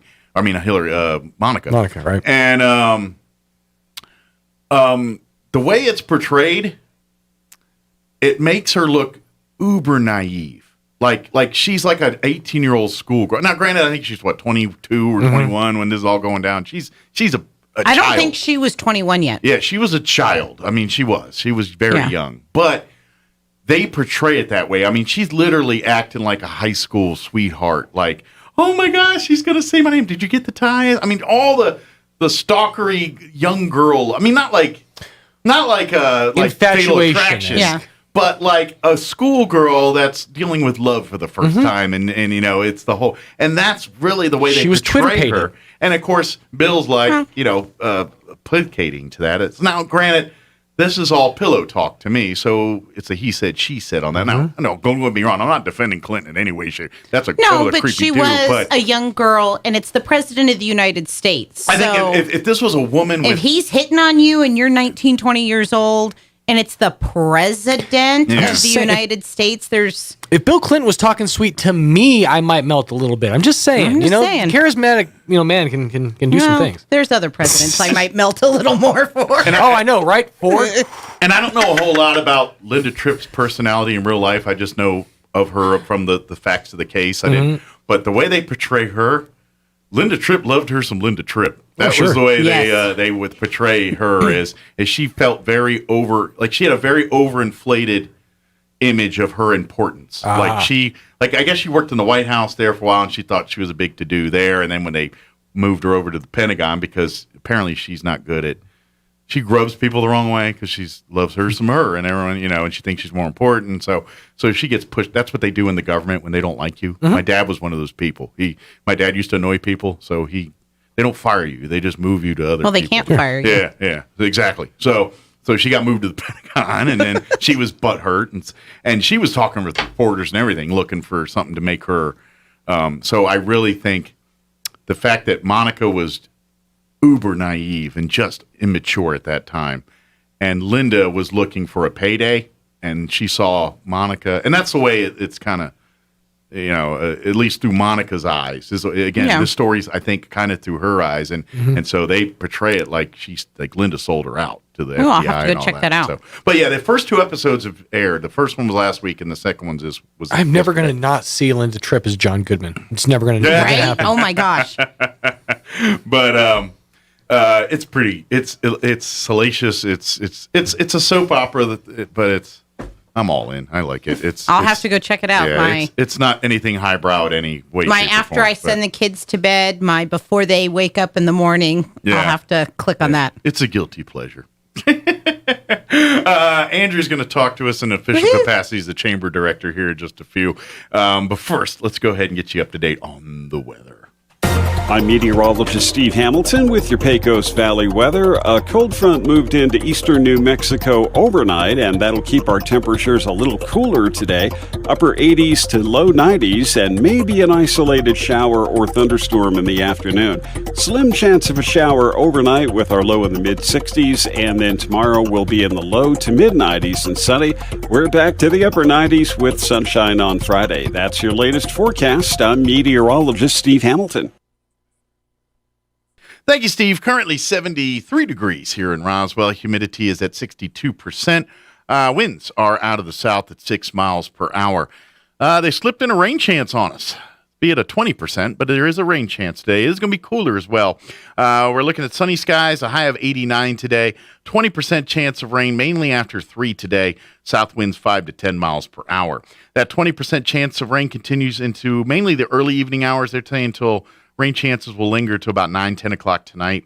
Partly cloudy otherwise with an overnight low of 62. South winds 5 to 10 miles per hour. Thursday, a smidge warmer, sunny, 93 for a high tomorrow. South winds 5 to 10. And then just straight up hot for the rest of the week after that. Friday, sunny, a high of 98 expected. South winds at around 5 miles per hour. Saturday, sunny, high of 97.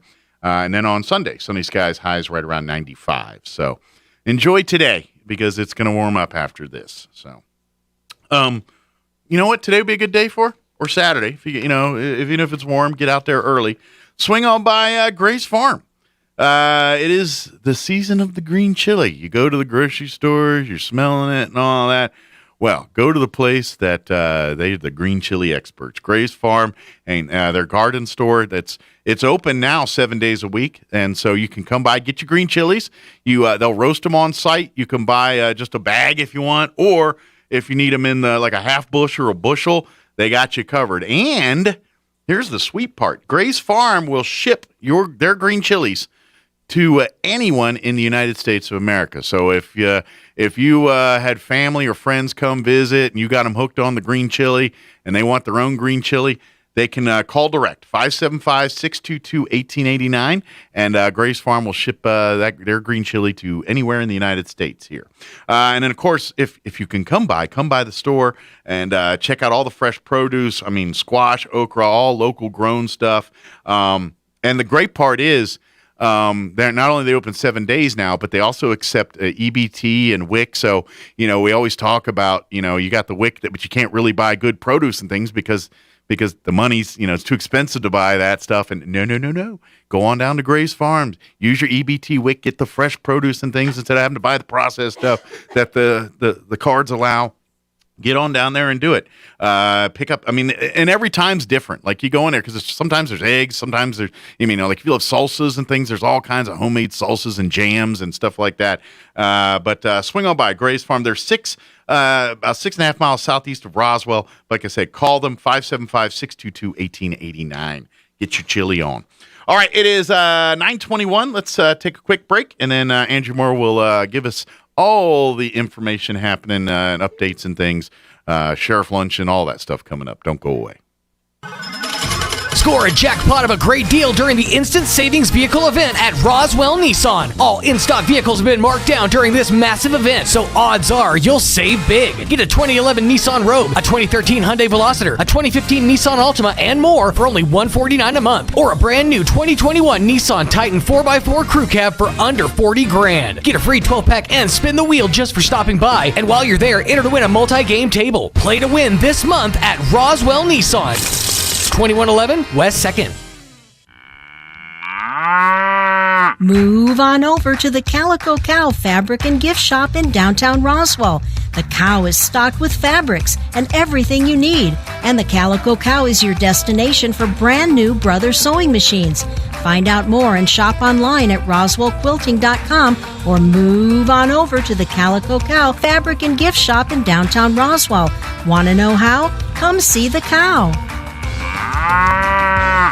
Bob Reed Pest Control protects you and your home by controlling pests that invade. Bob Reed Pest Control understands the importance of safety in and around your home from unwanted pests, and they offer answers and solutions when you need them most. Protect your home, your children, and your pets from the dangers of poisonous bugs and insects. Let Bob Reed Pest Control and their fully licensed professionals start working for you and your family today. Call 623-5344, serving all of southeastern New Mexico. Find them fast in names and numbers.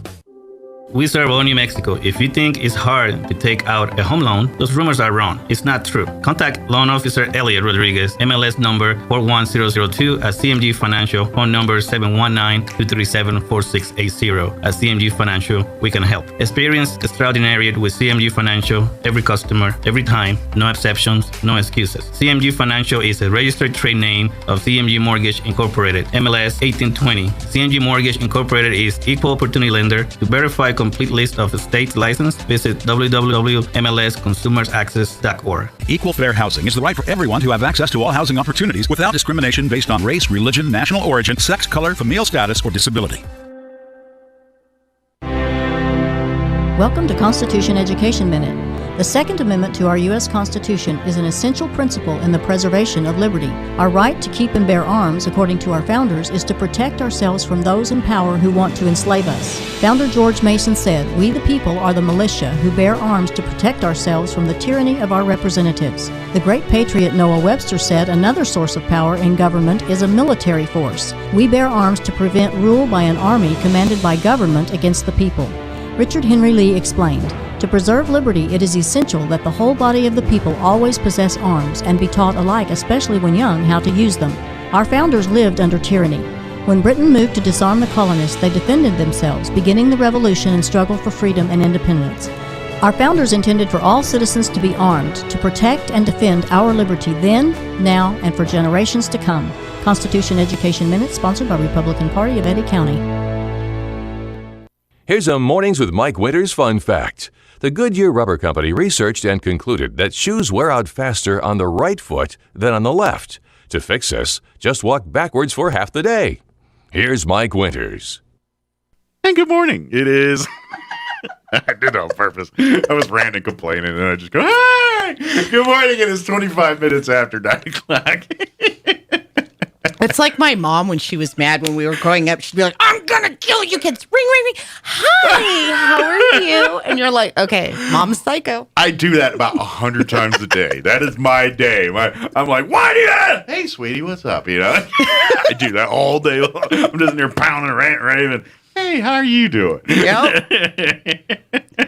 It is 26 minutes after 9 o'clock, and joining us in studio now officially, Andrew Moore, Executive Director for the Roswell Chamber of Commerce. Good morning. Good morning. Thanks for having me. Anytime, and I know excited. We got the Sheriff Lunches. I think last month was official comeback of the Sheriff Luncheons. And tomorrow's the next one. Tomorrow is the next one. So 11:30 at the Chamber, social luncheon for the Sheriff.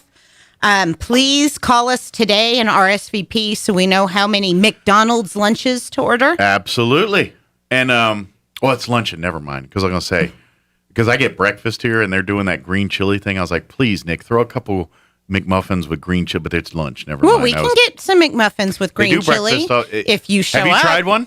Yes, they're delicious. It is. I love the Egg McMuffin. That's usually my favorite of all the breakfast. That's my OG original. Yep. It's a game changer with the green chili. It's like eating a whole new sandwich. Now try it with the sausage. Sub out the ham for the sausage with the green chili. All right.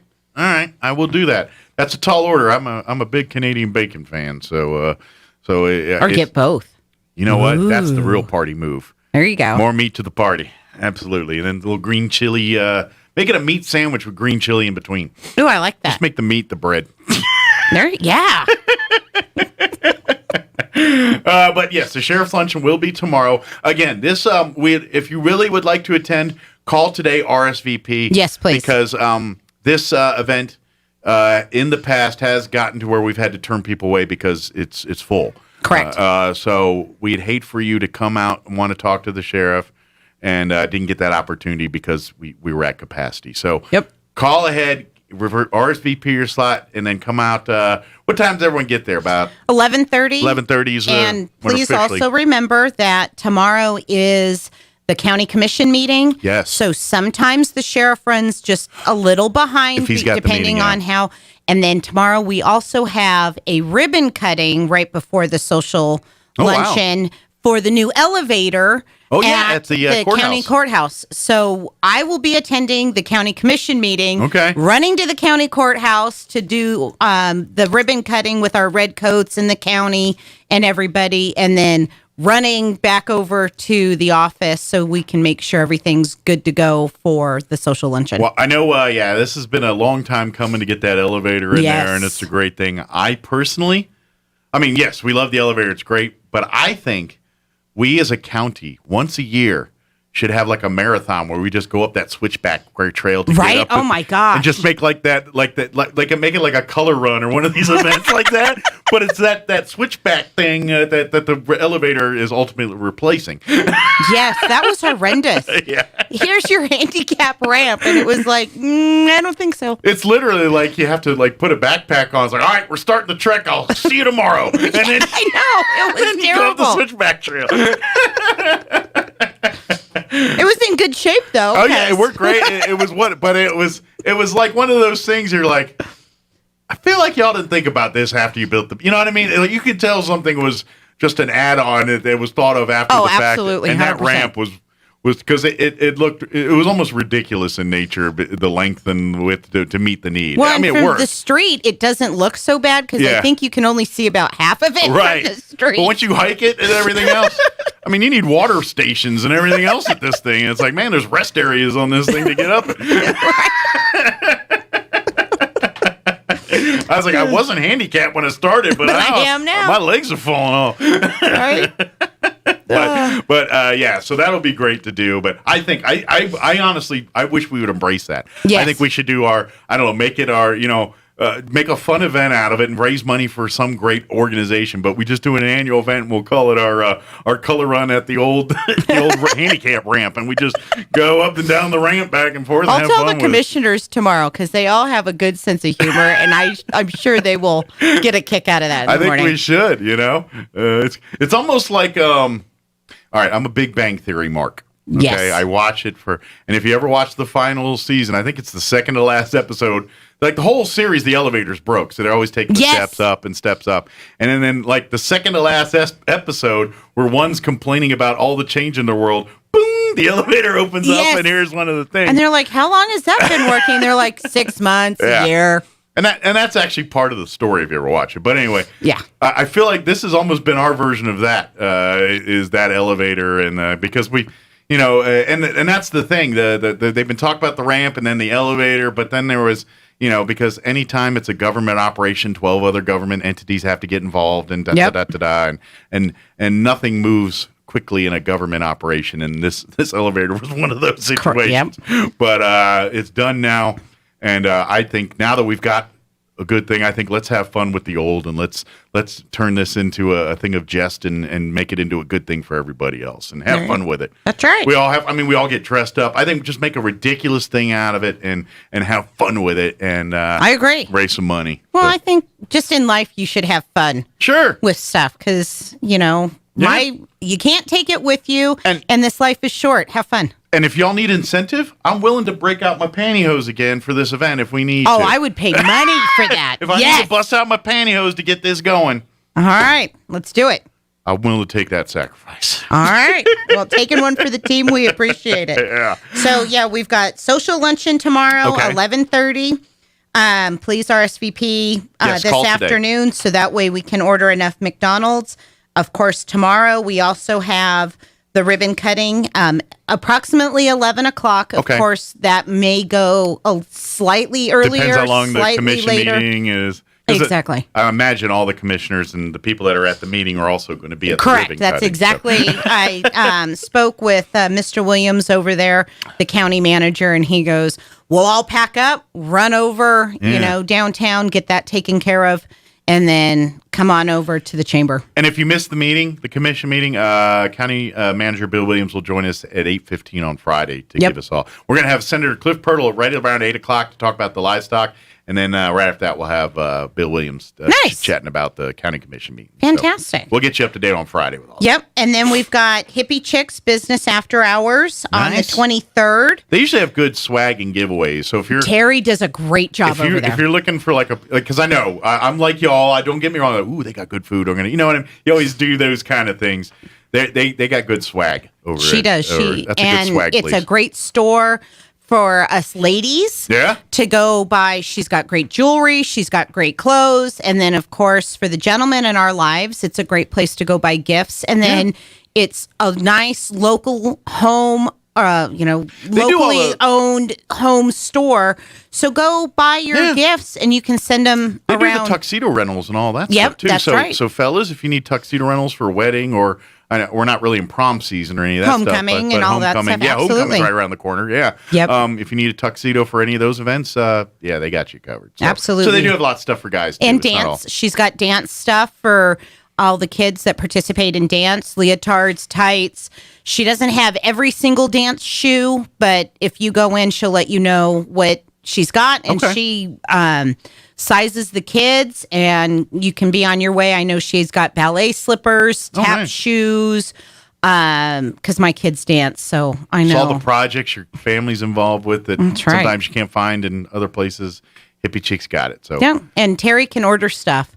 And I always mess this up. Look for the lime green VW Beetle. Is it beetle or bug? I always. It's the same bug beetle. Well, I call it a bug. She calls it a beetle, and I think when I say bug, it's like no, it's a beetle, but it's the lime green VW That's Beetle right. there on South Main. Can't miss it. That's right. I wonder if it's the same car. Did they cut the same car in half? I believe so. And because there's two signs with it. There's the one right above the door, and I think that's exactly what she did. She cut it in half and one on each side of the. I would assume that, but you never know. It's like no. I got the halves. It's the left side for both, if you notice. No, I think it is the right and the left side. Okay. So yeah, that's the 23rd. Of course, we do 5:30, 5 to 7:30. Liz is going to kill me. She's like, you're always changing the time. It's 5 to 7:30. Okay, it's come and go. Absolutely. Come in, come go. So if you can't make it till 5:36, no problem. Yeah, Come on not a down. big deal. Yeah. I will be there. It'll be fun. We always have a good time. Still doing the dollar and the Dollar and the business card and all and then, of course, we've got our basket of the raffle tickets, Oh, yeah. so you can get all of your swag. Sweet swag. That's right. And if you're not there, you can't win. So that's the incentive to be there the whole time. Yeah. And then, of course, we've got Chili Cheese Festival coming up the 24th and the 25th. Yeah, and it's back on the courthouse lawn, right? I believe so. Yeah, it's I know, and it's almost all the same stuff. I think the one big thing that they can't do this year that they normally do as part of the Chili Cheese Festival is the Leprino tours. Correct, because of COVID, they're still under certain restrictions. And if you've ever been to Leprino, that makes complete sense because once you walk in, it's Fort Knox of sanitary. It's it is. You can't even go in that building without booties on you. Even if you're just going into an office somewhere, you're not having nowhere near the floor or anything. Just to get in the building, you got booties on. So booties and a little hat booty. It makes complete sense that they're not going to be able to offer that this year. But everything else is game on. The jalapeno, all the eating contests and the food and the booths and music and all the stuff that's part of Chili Cheese Fest, that's all happening. So Yep. Oh, 5 to 6:30. I just got an updated text. Liz is like, you're telling people we're going to hang out. I thought it was usually about 6:30. I was like, well, maybe they go longer now. Yeah, So I'll 5 to just let it go. 6:30, 5 to 6:30, 5 to 6:30. But, of course, we'll hang out. Terry will hang out as long as you want to be there. All right. And provided I have a child that can pick up other children, I'll hang out. I don't mind. Come by and I love to talk to everybody. So, you know, that's why I'm here. Do a fashion show, model some of the wares. Oh, there you go. That's a good idea. Los Pasitos is also doing their carnival, their step out for children, October 2nd, 9 a.m. to noon. And that's on the Tobosa campus. On the Tobosa campus, 110 East Summit, and it's free. Yeah. Free. Yeah, come bring your family out, your kids. And I imagine if you'd like to participate, maybe you have a booth or something, they'd love to have you do that. Just call Tobosa Direct. And I think We were just talking about this on the radio. But if you go to trytobosa.org, you can go to their website and learn more about everything they do, find numbers and everything about that. But Nicole Dean was on, and we were. Yes. She's your point of contact over there. So if you call Tobosa, ask for Nicole Dean. She can give you all the information about that. Absolutely. Yeah. And so that'll be a fun event. And then this Friday, the 17th, 10:30 to 11:30, you can show up at Eastern New Mexico State Fairgrounds and meet our Republican lawmakers. Okay. And let me see if I can read this without my glasses. We've got Senator Greg Baca, Senator Crystal Diamond, Senator Stuart Ingle, Senator Mark Moores, Senator Cliff Purtle, Senator Josh Sanchez, and then we have Representatives Alonzo Baldonaro, Representative Rebecca Dow, who also is running for governor. Yeah. Representative Candy Azell and Representative Martin Zamora. You can come down and meet all of our that's not all of our Republican legislators, but all of the ones that will be. Are they going to be speaking, or is it just like a meet and greet? I believe it's just a meet and greet, and it's just before the buyers' luncheon from 10:30 to 11:30, and then obviously we hope that you stay and now are they going to be like the in animals. The commercial building or the livestock ring? Do they know where they're going to be doing their thing? It does not specify on. Just follow the herd. You'll see. I'm sure you're not going to be able to miss it. Because it's for the youth. The New Mexico Youth Livestock Expo, as we all know, it got relocated to Roswell this year from the state fairgrounds. And it is to my understanding that they have signed a multi-year contract. Okay, so we might be hosting it for a few years. So they'll be here for the next few years. So hopefully that leads into forever. Yeah. That would be fantastic. That would be a nice little boost to not only our economy, but our activities and things. And I'm sure the fairgrounds, the more we use that facility, we have a great facility there. It's great to see it's getting utilized. And the fairgrounds through COVID has really, just exploded in the great things that they've done for our community. They have been a lifesaver for many, many people. The new Portugal Circus called that place home for over a year. I know. God bless them. Because of COVID. And they've just been really helping people. Fortunately, they are now hopefully doing their circus somewhere else. Now they got to move out. It was over the summer. I was like May, June timeframe. I think so. They did a show. They finally did a show. Yes, they did their show. And then they had to go. So. And then I think they packed up and they were out. And I think they were just as excited to get out and start doing what they needed to do. I would imagine being in the same place and living out of a trailer for a year plus is for people that are used to being on the road and seeing the world. That's probably very torturous for them. I'm sure. Yeah, absolutely. But anyway, the fair's been a lifesaver for us during COVID. And then, of course, we've got Fair Week coming up here pretty quick. First week of October, 4th through 9th, I believe, is the official date. Monday is, and we are having a parade. We get lots of phone calls, lots of questions. Is there going to be a parade? Yes. We are having a parade. Well, us, the community. As far as we know, is the parade route the normal one where they all meet at the Woolbo and head south? It'll go straight down the same route that it always has, and everything is completely online this year. Okay. So go online and sign up if you want to have a float or the fair website. It's basically the initials for these at www.enmsf.com, I believe. Or if you type in Eastern New Mexico State Fair in a Google search, it'll pop right up as the first website. But the actual web address is www.enmsf.com. So there you go. Yeah. So a lot of initials. Yes. And then you had the superintendent on just prior to me coming in. And so our ASD school board meeting was last night, which I attended. And we at the Roswell Chamber of Commerce were recognized as being a partner with the school district. We helped them with their job fair where they hired a number of teachers. I want to say double-digit teachers were hired from our two-day fair. They had a two-day event, what was it, around July timeframe, I'm going to say? August. Yeah, I can't. Yeah. Time I'm not good with. And so, of course, we were more than happy to host them. Yeah. And, of course, we have helped out in lots of other ways throughout the past with their teacher appreciations and things like that. Chamber's always had a good partnership with the RASD. Absolutely. And helping to promote their events and vice versa, helping get things that we want to get out to family. Yep. They help us with that. And since there wasn't time for me to speak when we got our certificate of appreciation for our generosity and contributions to RISD, then they also gave me time to present where I was able to go back and just once again thank them for partnering with us and how we want to continue to look forward with rebuilding all of our relationships and anything that we can do with them and for them. That they just need to call and ask. And we are we're going to make sure we have a dedicated section in our magazine that is all about schools / education. Nice.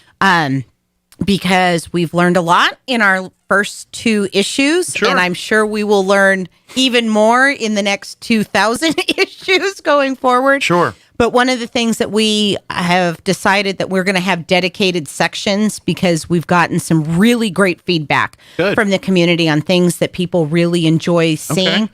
And so it's a no-brainer. Part of the community is education schools. So things like calendars of what is the calendar? And that's not just for RISD. It is for the school districts in Lake Arthur, Hagerman, Dexter as well. Because I'm a parent and I still don't know when's spring break, when's Christmas break, when's, I had no idea that and tomorrow. And to be honest, the only time we think about it is when we're planning an event. We're like, all right, when's the kids out of school? Correct.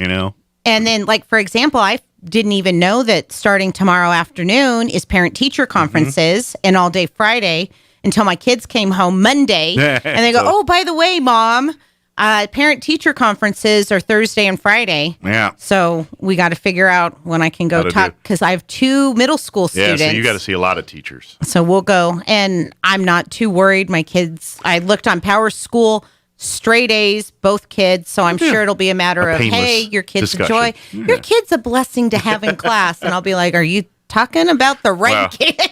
Don't tell your kid that. Make the kid say, you should have seen it. You got some punishment.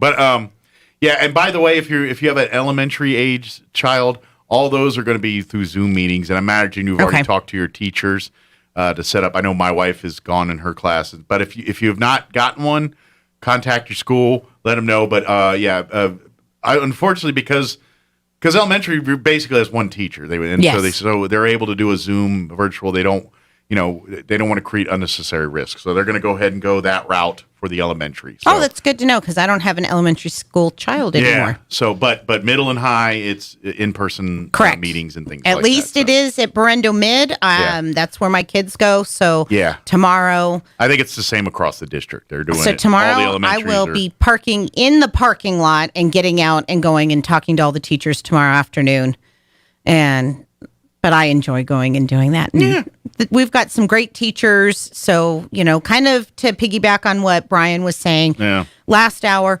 be kind to all of our educators. We all know now, after homeschooling our precious little cherubs for this last year, how difficult it really is. Well, and I think, and granted, I have a unique perspective being married to a teacher. So I see the other side of the coin on how some of this goes. And trust me, I know when you're frustrated and you vent your frustrations on someone that is part of what your frustrations are about, it feels good. But trust me, the things that you're venting to the teachers complaining about, they're dealing with these same things because they've got that thing times 20 or 25, depending on how many kids they got. Yeah. And And Brian and the school board, they do everything they can, but at the end of the day, when it comes to education, teachers are on an island, man. They basically get their marching orders and say, make it happen. Or if you don't, then there's going to be problems. And so they get creative. They have many. And so just because something isn't working for you in that situation doesn't mean it's a bad thing. It's something they're dealing with to try to get the best for everybody. Yeah. So that's why I'm sure. I'm not saying don't be frustrated with things that you don't feel are right. Be frustrated and address those. But have a conversation. Don't get ugly. Yes. Don't get because nasty. You're not seeing all the variables that this person is dealing with. Have a conversation. And it has been, in my experience, with having 4 children. My oldest is a senior in high school this year, and my youngest is a 6th grader. So I've done this a couple of times. Have a conversation with the teachers. Most teachers will will talk to you and tell you what's going on. Sure. Very rarely do you have kind of a crappy teacher that just doesn't care. Yeah. And I would ask you this: if you are upset and you're wanting a thing, and I'm going to do what I do every time when we about to do things that are crazy, I say, what is your end game? Correct. What is your end game? Is your end game to get the needed help and everything that your child needs, or is your end game to berate someone and make yourself feel better about yourself because you fought for justice? And if it's the former, then you better check yourself and let's start talking about where. If it's the latter, then, well, I guess you keep on doing what you're doing, but there's going to be repercussions for that. You're not going to get your problem solved. So absolutely. Yeah. So that's pretty much everything we've got. I mean, pretty much like I said, we're getting busy. You see that we're getting busy. Yeah, absolutely. The community sees that we're getting busy. We are getting down to the crunch time on the 3rd issue of the magazine. We have had some turnover in the office, but we've got some great support staff, quote unquote, I guess, to help us with the magazine. Absolutely. With the hiring of Kyle Whitefoot in our office as our membership director, he has expressed an interest in learning all things about the magazine. Okay. So we've called in some of our other support that has done this before. Okay. And the guys are working together, taking the ball and running with it. Oh, it's been awesome to see how it's all coming together. Good. So we've got people to help us build ads. So if you want to advertise in our magazine, once again, give us a call because that deadline is very quickly approaching. So we can get this out no later than that first full week in October. Yeah. It's not a fall magazine if we can't put it out in the fall. Correct. Correct. I mean, and so get us that information. And like I said, we've just, the support from the community, it has been awesome. And the magazine's doing exactly what we said it was at the beginning. We said, we the first 2 episodes are amazing. So by far probably 2 of the best, pieces of product that I think, as far as written things that come out of the chamber, as far as things, I think they're well done, well put together. I think so. But they are evolving, like you said. Now that we've got some out and people are seeing them, now we're going to what the public wants. It's like, oh, what do you want to see in this magazine? And that's exactly what we're doing. So the features and things, now we're kind of, strengthening and adding to the features that are real popular and maybe fading back the things that didn't work out Correct, so well. Absolutely. And that's exactly what's going on. And if you are out in the community and you are a writer and you want to submit something for us to publish in the magazine, please contact us, give it to us. We'd be more than happy. Within reason, obviously, as long as it fits within our parameters, we'll get it published. If you're a photographer and you've got some great pictures or you want to help us take pictures to be able to put in with our different articles, once again, please, this is a community magazine. We want the community to be involved because if I don't hear from the community, then it becomes the Andrea Moore Project. And I really don't want it to be the Andrea Moore Project. I want it to be the Chaves County Community Project. Absolutely. So if you'd like to submit or certainly want to contribute, reach out, call the chamber, talk to Andrea or Liz or Kyle, any of us. I was going to say Mr. Whitefoot if you're nasty, but I don't know why. Just felt fun to say that.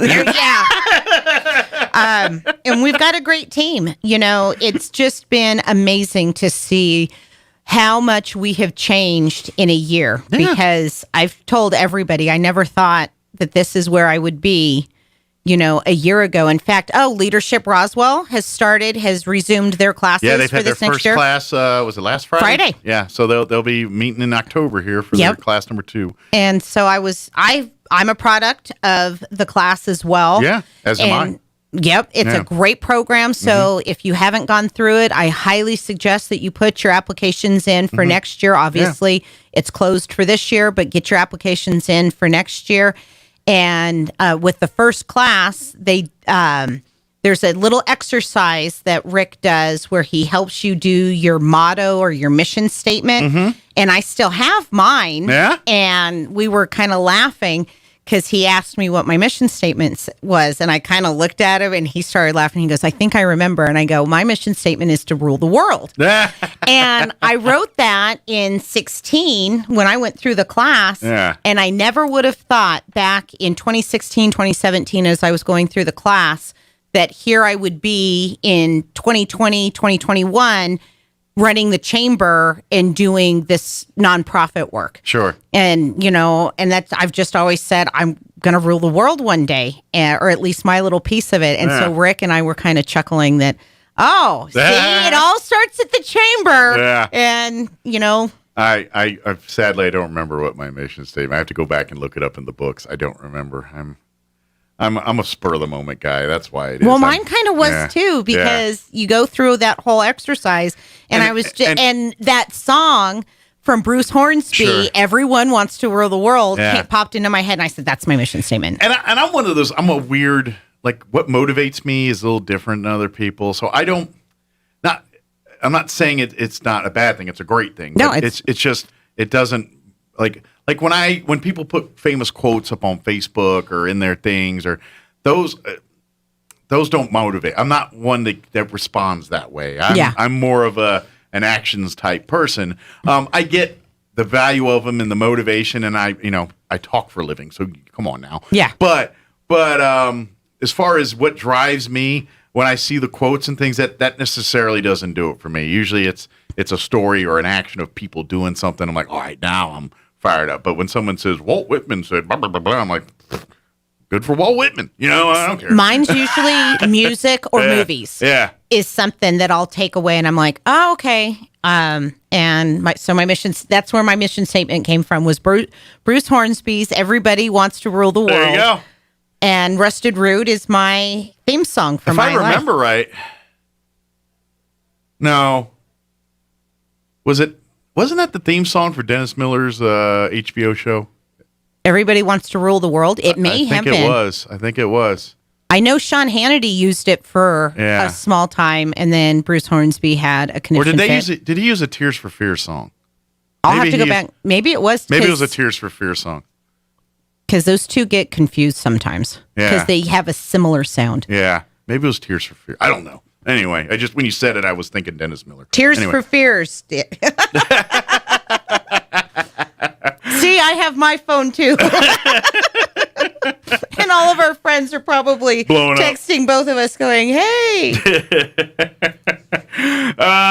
Did we get it all? Is there anything we missed? I just saw the time. Yeah, we got everything. I know we got on soapbox after soapbox after soapbox, but again, if you missed any of the things we talked about here or want more information, they're about up on our Facebook. Or give us a call, 575-623-5695. Oh, that reminds me, starting October 1st, we go to 10-digit dialing, and you are required to do your area code. I think cell phones have already trained me for that. Yeah, exactly. So I'll have to remember that if I dial on a landline, which what's that? Never. I receive calls on one, but I yet to make one. 575-623-5695, or come stop by the Chamber, 131 West 2nd. Yep. If you see the great big black truck or the two red cars out front, that means we're there. Yeah, come on in. And, of course, come out, RSVP for the Sheriff's Luncheon. That's tomorrow. Call the Chamber, get on the list for that, and then please come out to business after hours and ribbon cuttings and everything. That's right. We've got all kinds, and we are not just ribbon cuttings and business after hours, but if that's a way that we can help start promoting now that we've come out of COVID or coming out of COVID, I don't know. We got to let the world know, and then once the world knows, then we can get to business and get to work. Exactly. Well, thank you, ma'am. We'll see you next time. All righty. All right. It is 9:56. Quick break before we go. With the SRN News Business Brief, I'm Rich Thomason. Boeing says the airline industry is showing signs of recovering from the pandemic. The aircraft manufacturer raising its bullish prediction about demand for airline and military planes and other aerospace products and services. DoorDash is suing New York City over a new law requiring delivery companies to share customer data with restaurants. The lawsuit, the latest in a string of legal tussles between delivery companies and local governments. So not only the U.S. that's seeing runaway inflation, consumer prices in Britain rising at the fastest rate on record last month. Annual inflation hit 3.2% in August, a 2% increase from July. A mixed picture on Wall Street at mid-morning following a bleak day of trading on Tuesday. This has been a pretty miserable month for the stock market, at least so far. With business, I'm Rich Thomason. How many times do you think we could say lucky in 30 seconds? This is the lucky 13th year for the Artesia Chamber of Commerce's Clays Crusher Fun Shoot. If you're feeling lucky, please join us on Saturday, September 18th for a fun day of shooting clays. Luckily, we scored a spot at the Eddy County Shooting Range and we'll have 2 rotations at 9 a.m. and 1 p.m. If you're lucky, you will hit all 70 targets. If we are lucky, the weather will cooperate. It's just $150 per participant. A team of 5 is just $750, and a sponsorship is luckily $1,300. Sign up at artesiachamber.com or give us a call at 575-746-2744. We just said 7 luckies in 30 seconds. Luck must be on our side. Clays Crusher, September 18th, artesiachamber.com. Paid for by the Artesia and Eddy County Lodgers Tax. As the school year comes to an end and COVID restrictions start to ease, don't lose sight of the lessons learned. Cover your cough, positive personal hygiene, respect one another, show and tell others you love them. Fiscal and social responsibility are great ways to show your love. This is Damon Graham, your local New York Life agent. I can help you show your love to others. Call me at 575-623-0803 so we can determine how you best can show your love. Expect to be blessed. Celebrate the beauty of the Southwest during Yucca Blossom Trade Days, September 18th and 19th at the Eddy County Fairgrounds in Artesia. 2 great days with more than 50 local crafters, artists, and artisans showing and sharing their amazing works. Plus, fun for the whole family, including Zia axe throwing, a cornhole tournament, the Moose Caboose, Mechanical Bull, Gyro, and the famous Runyon Ranch Petting Zoo. And enter the raffle for your chance to win the drawing live on 92.9 The Brand Sunday afternoon. Yucca Blossom Trade Days, September 18th and 19th at the Fairgrounds in Artesia. Here's a Mornings with Mike Winters fun fact. Linen can absorb up to 20 times its weight in moisture before it feels damp. Now, you don't have to get up in the middle of the night to go to the bathroom anymore. Here's Mike Winters. And that's going to do it